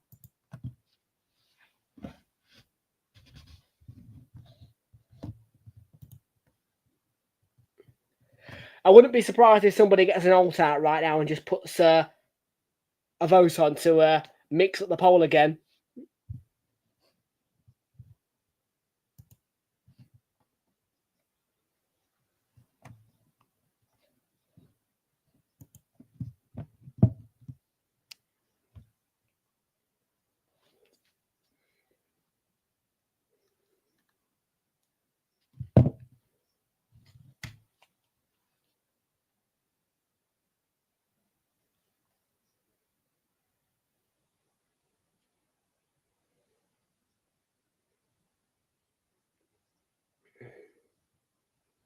Yeah, and somebody has as well, believe it or not. Somebody actually has gone and done that. We're now 37% Leeds United, 32% draw, 32% Everton.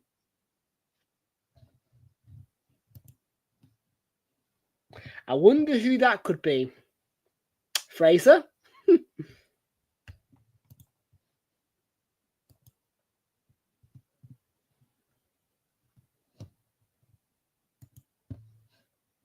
Only one vote added, 19 votes now, so yeah.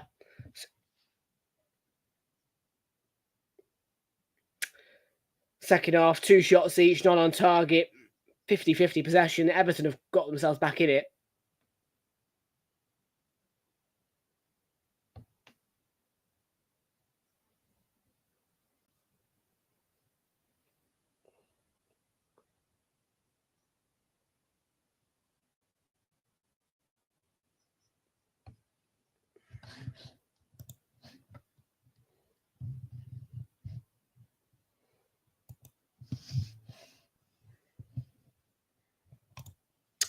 So 15 minutes to go. Last quarter of an hour of the game.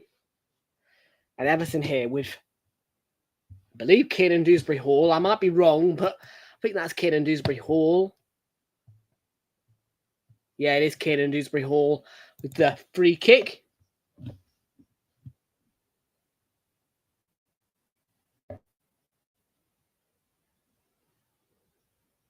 It's back out to him. Goes to sort of Aronson and spins round Aronson. And again, nice skill from Dewsbury Hall and Alcaraz. And it has come off Perry, who made the save. And out of play for a corner. Good work by Dewsbury Hall. A lovely skill. Bit of turning. Getting himself away from Aronson. Feeds it into Alcaraz and forces the corner.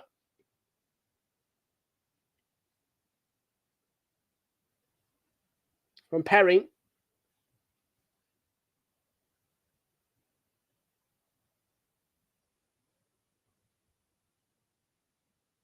Oh, why didn't you mention sooner? Oh, tomorrow. Well, happy birthday for tomorrow. Hey, Ryan. And of course, if I do decide to stream tomorrow, I'm 50-50 on it at the minute. I will wish you a happy birthday then. But happy birthday for tomorrow if not.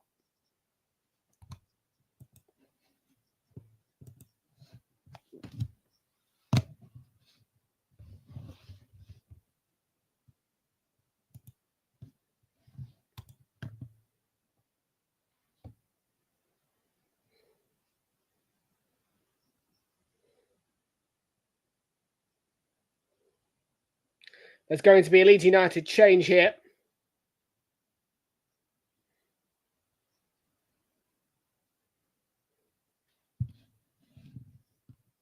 That's all right. In fact, it's going to be a swarm of changes. Harrison. Jack Harrison. Has recently played for Everton, in fact, is getting ready to come on. We'll dive. We'll get it all sorted for you in a minute once the banner comes on Sky. Here we are. Joel Perot, James, and Groove and Ampadu all going off. Groove, Harrison, and Nemecha all coming on for Leeds. Triple change.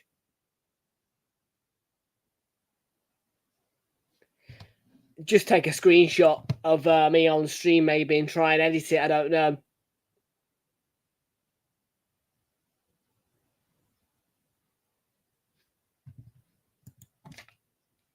I have got a green screen somewhere. I just don't know where.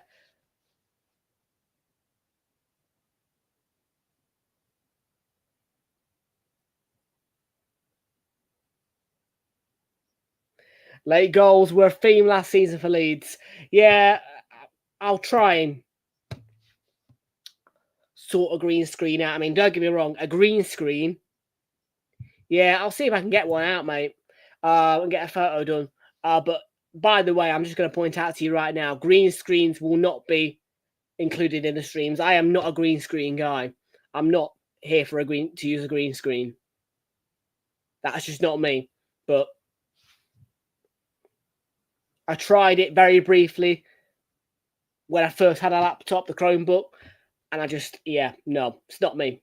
So, no, yeah.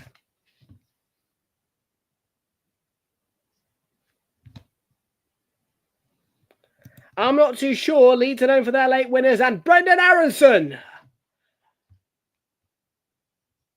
It was Tanaka, actually. Yeah, I keep getting him confused. They do look similar, but it was Tanaka. I don't know why I'm getting Tanaka confused with Brendan Aronson. I mean, Brendan Aronson must have worn the number 22 at some point because I'm getting Tanaka confused with Aronson a lot.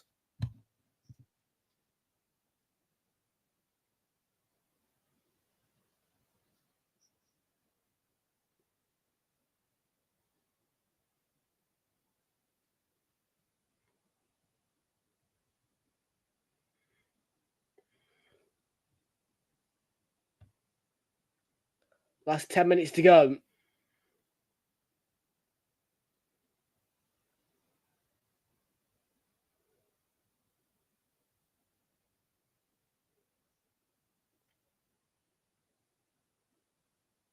Michael Keane.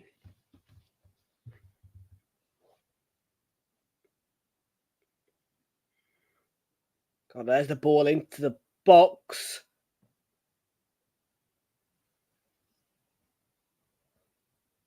Dewsbury Hall for Everton.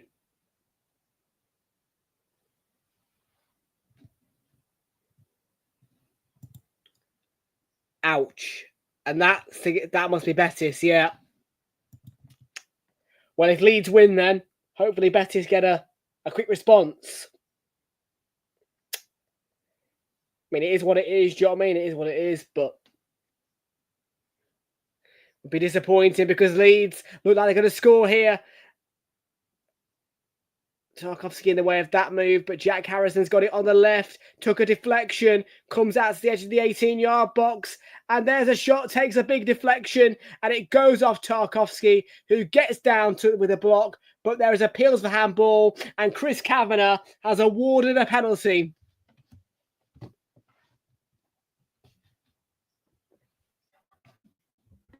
Leeds United have a penalty.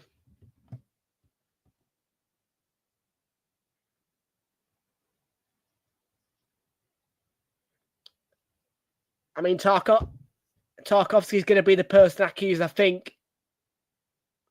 And his arms down by his side. However, I think it's his body position. The way his body, because that's not natural. He's kind of falling, trying to make a block. I think that's a handball. I think the penalty stands.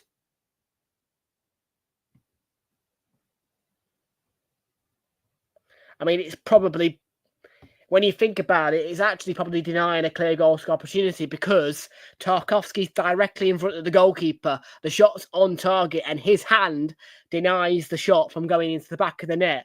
So I think it might actually be a dogso. But I'm not saying you should get sent off. I'm just saying it probably is still a penalty because I think it would be dogso.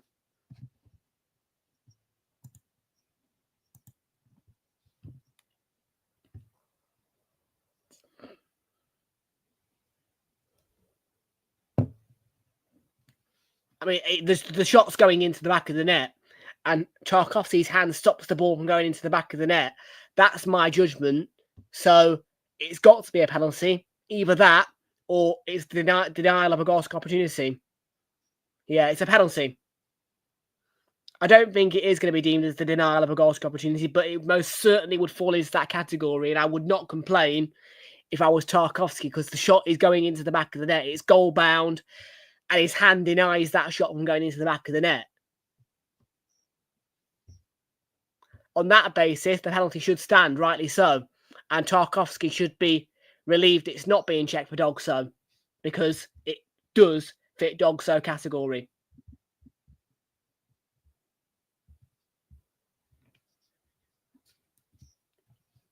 Leeds penalty then. I have no idea who's going up to take it. Number 14. Is he on my list? He's not. Well, whoever he is, he's going to step up. And he scores, but Pickford goes the right way, but it's squeezed in, and Leeds have a lead on their opening day. And they love late winners. It's how they won the league with 100 points last season. Ellen Road erupts. Penalty squeezed in. 1-0 Leeds United.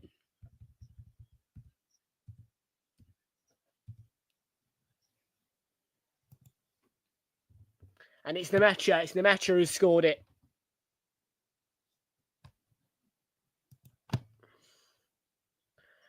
Ashik, how you doing? Good to see you. Welcome aboard to you. Welcome in, Ashik. I want to check that Betis score again now. It's 1-1, 5 minutes to go. Come on, Betis. Save today. Because Leeds are winning now.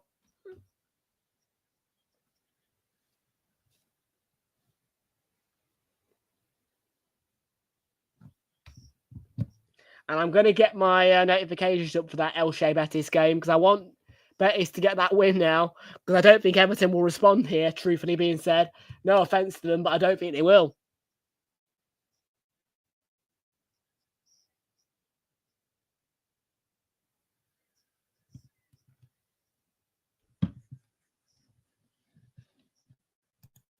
Oh, of course he's going to say that because of Leeds' next game is a visit to us on Saturday at 5:30, live on Realltom Football. Yes, Sashik. Yeah, blah, blah, blah, blah.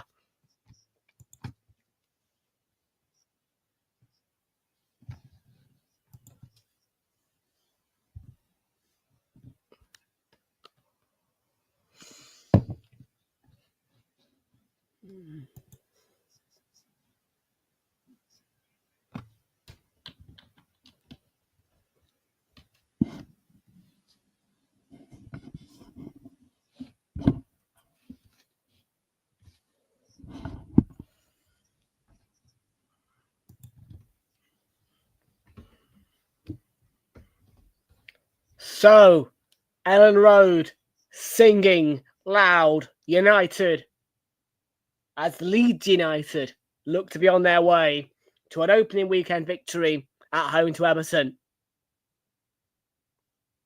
The side who won the league with 100 points, all through late goals, a key part of their season. In one of the tightest championship title races that there has been in a long time. That same spirit, that same hunger, that same attitude has been carried in to this season with Daniel Farker, and it's a good-looking Leeds side, to be fair, because Leeds were quite frivolous and wild when they were last in the Premier League, but this looks like a better Leeds United side, more controlled, but still with that same spirit, fight, and hunger and passion.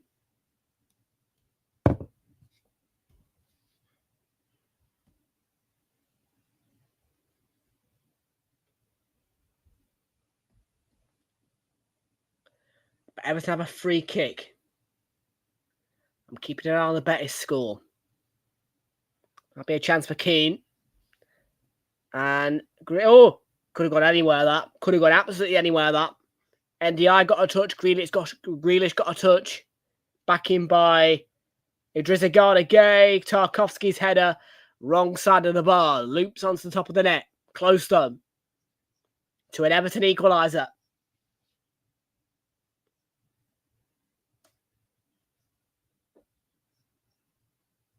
It's been another good game, actually, this. It's been a close clash. It's been end-to-end football. It's been an exciting game at times. Good game, really. There's only been 2 games, really, that I've had to say they've been bad games.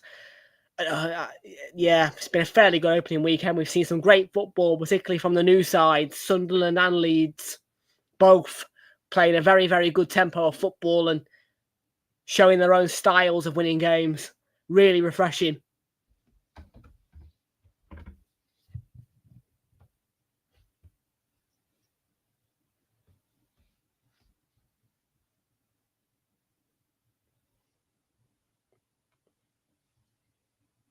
Balls with Perry.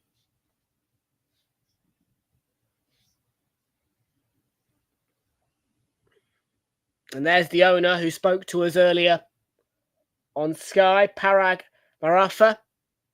High ambitions for Leeds United, his football club. Very, very honest interview earlier. Really good interview with Sky earlier from him, the Leeds owner. Gave us some great insight on what he's about and his ambitions for the club. And that's what Monday Night Football is all about. It's about getting those extra insights and those exclusive interviews. That's why the show's here and designed that way, so that you can get that in-depth analysis and all that lot. Oh, what a ball. Is Harrison onside? He is. And the ball across. It's going to fall to Tanaka. Must not get him mixed up with Aronson. Very similar hairstyle. Very similar skin tone. Just very similar everything, really. And 7 more minutes as well. Oh, what a save by Pickford.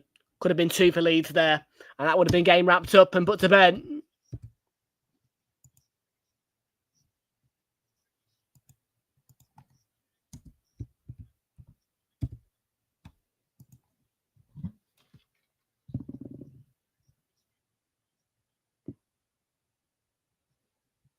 Still going at Elsha. How much added time has they been given? I would like to know that information if I can get it.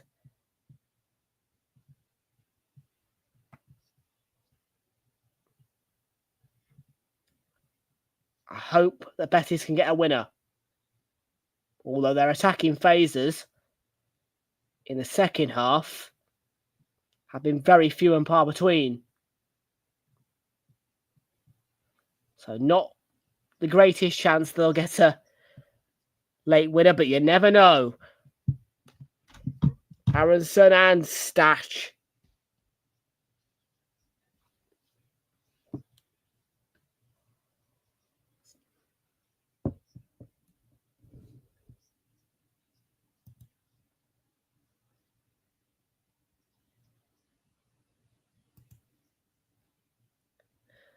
Yeah, Lee's trying to force that second in. I don't think Everton will get an equaliser here. They don't look like letting this lead slip Leeds, and there's a great spirit in the ground. Fans are loving life. I don't see them letting this lead slip, to be fair. I don't.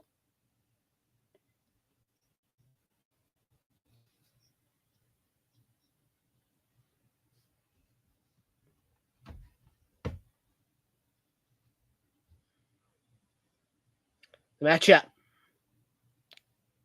On to Statch. Harrison running down the left. It's Jack Harrison. Goodmanson to Tanaka. And Idris does enough. Puts his body on the line and gets in the way.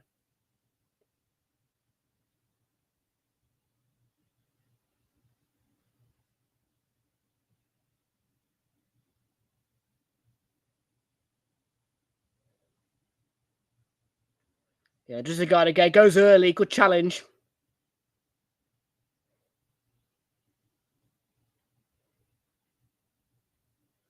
I think Tanaka's tired out. Yeah, he's going off. Tanaka. Bit energetic. And the Japanese man is going to be replaced by Sean Longstaff, signed from Newcastle.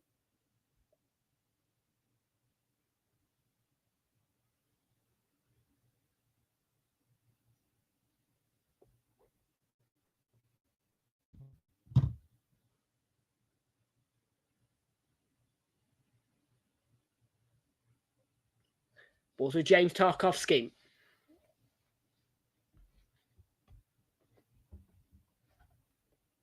Keane.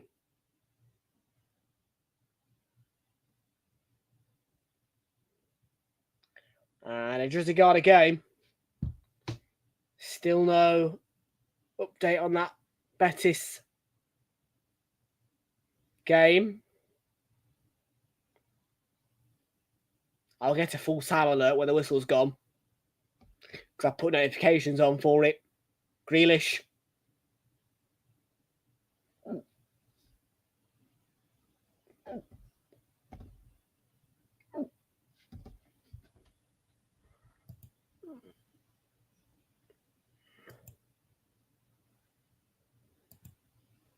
Yep, on loan from Manchester City. I think it's a season-long loan.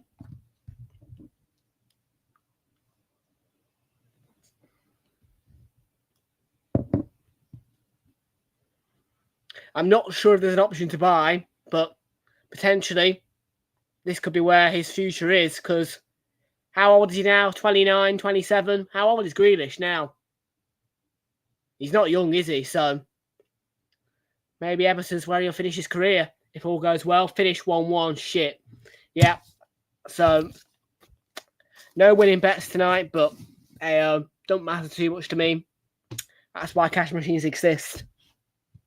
Still got £1.38 to play with, so I'll see what I can do tomorrow.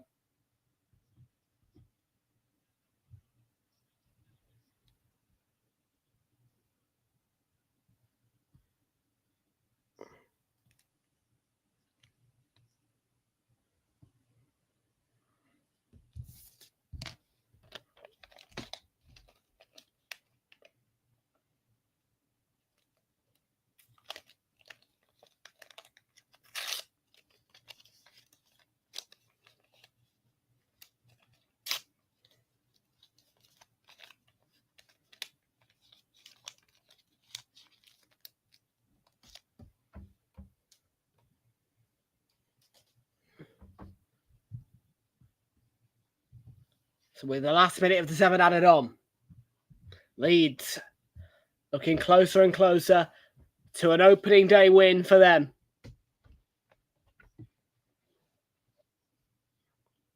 Aronson. Oh, bad challenge by Tarkowski. It was late. Chris Kavanagh.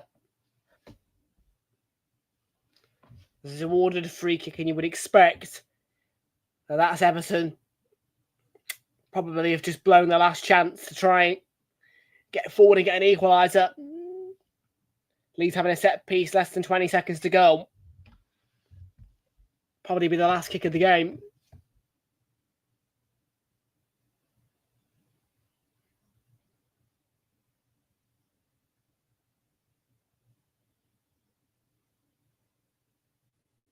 Here it comes then. Probably the last kick of the game. Leeds United free kick. It's short. Yeah, they're just going to keep it at the corner flag. It's gone out for a throw-in. And you would expect that Chris Kavanagh, any minute now, is going to blow that full-time whistle. And Ellen Road's going to roar.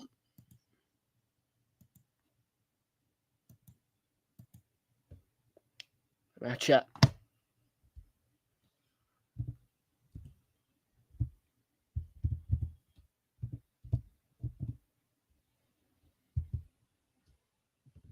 And he's blown it.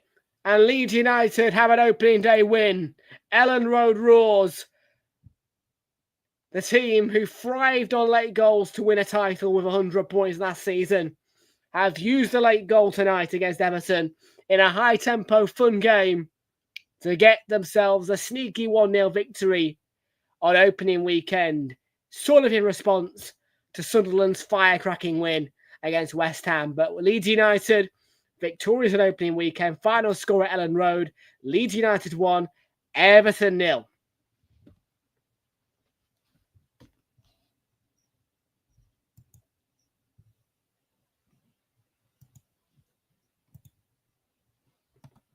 And we'll just quickly round up the weekend for you all. That result, though, is going to put Leeds within the top 6-7 because of their win over Everton. It will send Everton towards the bottom because of the -1 goal difference. Of course, it all counts on goal difference in these first 2 to 3 game weeks as everything's getting started.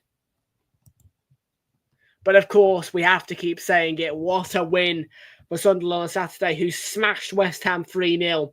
The exact same score for Spurs, who beat Burnley by 3-0. Bit of work for them to do in their Premier League campaign as a newly promoted side. Brighton held a 1-0 lead for a majority of the game against Fulham, who got a late equaliser, very late equaliser, to steal a 1-1 draw.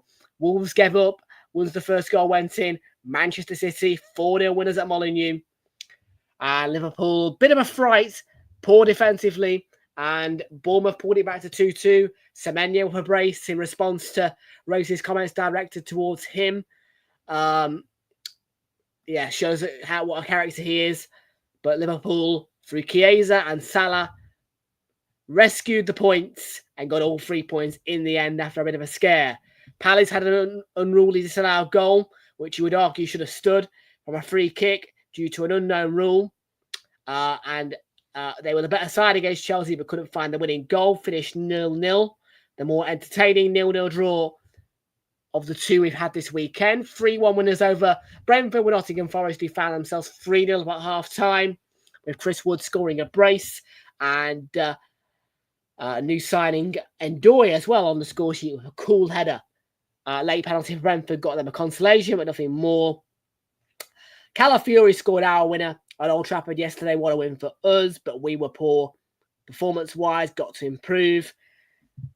And Villa Newcastle have already explained how much of a disgrace that game was from both sides. Newcastle were the better side, but completely disgraced of a game. One to be forgotten about, most certainly. One of the most boring games I've ever seen. But Leeds here, in cool spirit style, win by 1-0 against Everton. Final score once more. Leeds United 1, Everton 0. If I do go live tomorrow, it will be Rangers in their Champions League qualification playoff fixture, first leg. It's a 50-50. I'm not guaranteeing it. But if I do go live, that will be the last live stream until Friday. But from here, thank you all for watching, folks. We'll see you all tomorrow if I do decide to come. Otherwise, it will be Friday. And of course, Premier League predictions will air on either Wednesday or Thursday, or even Friday, probably Thursday. But hey ho. Folks, thank you all for your company. See you all tomorrow, potentially. And bye-bye.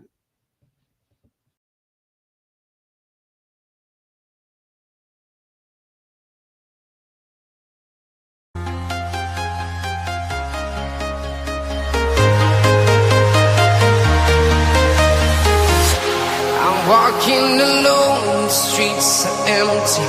The only thing I can see is my own silhouette. I'm getting stronger, step by step. The clock is ticking, but there's no time for regrets. I've been flying from town to town, from London to Taiwan. I've been all around the globe, trying to protect your soul. We are heroes tonight. We will fly above the sky. We are heroes tonight. Yeah. We are heroes tonight. We will fly above the sky. We are heroes tonight.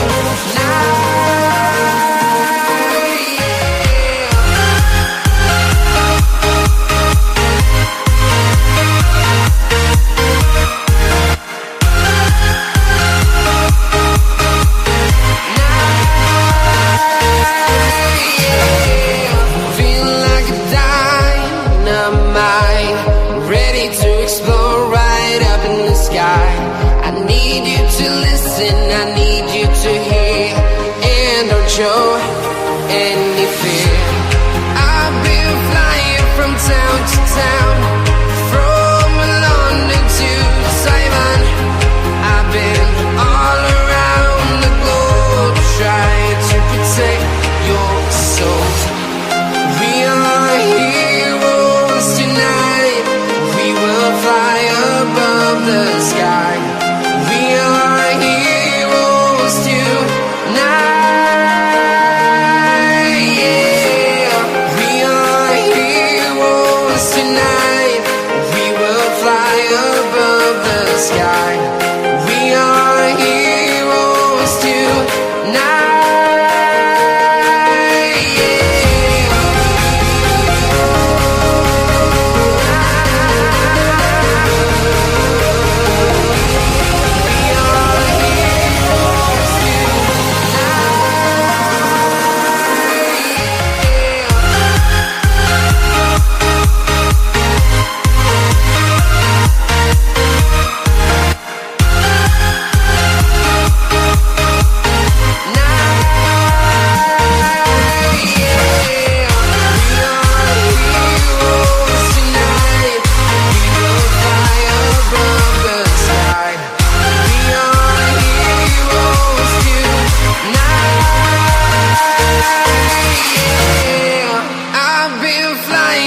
Town to town, from London to Taiwan.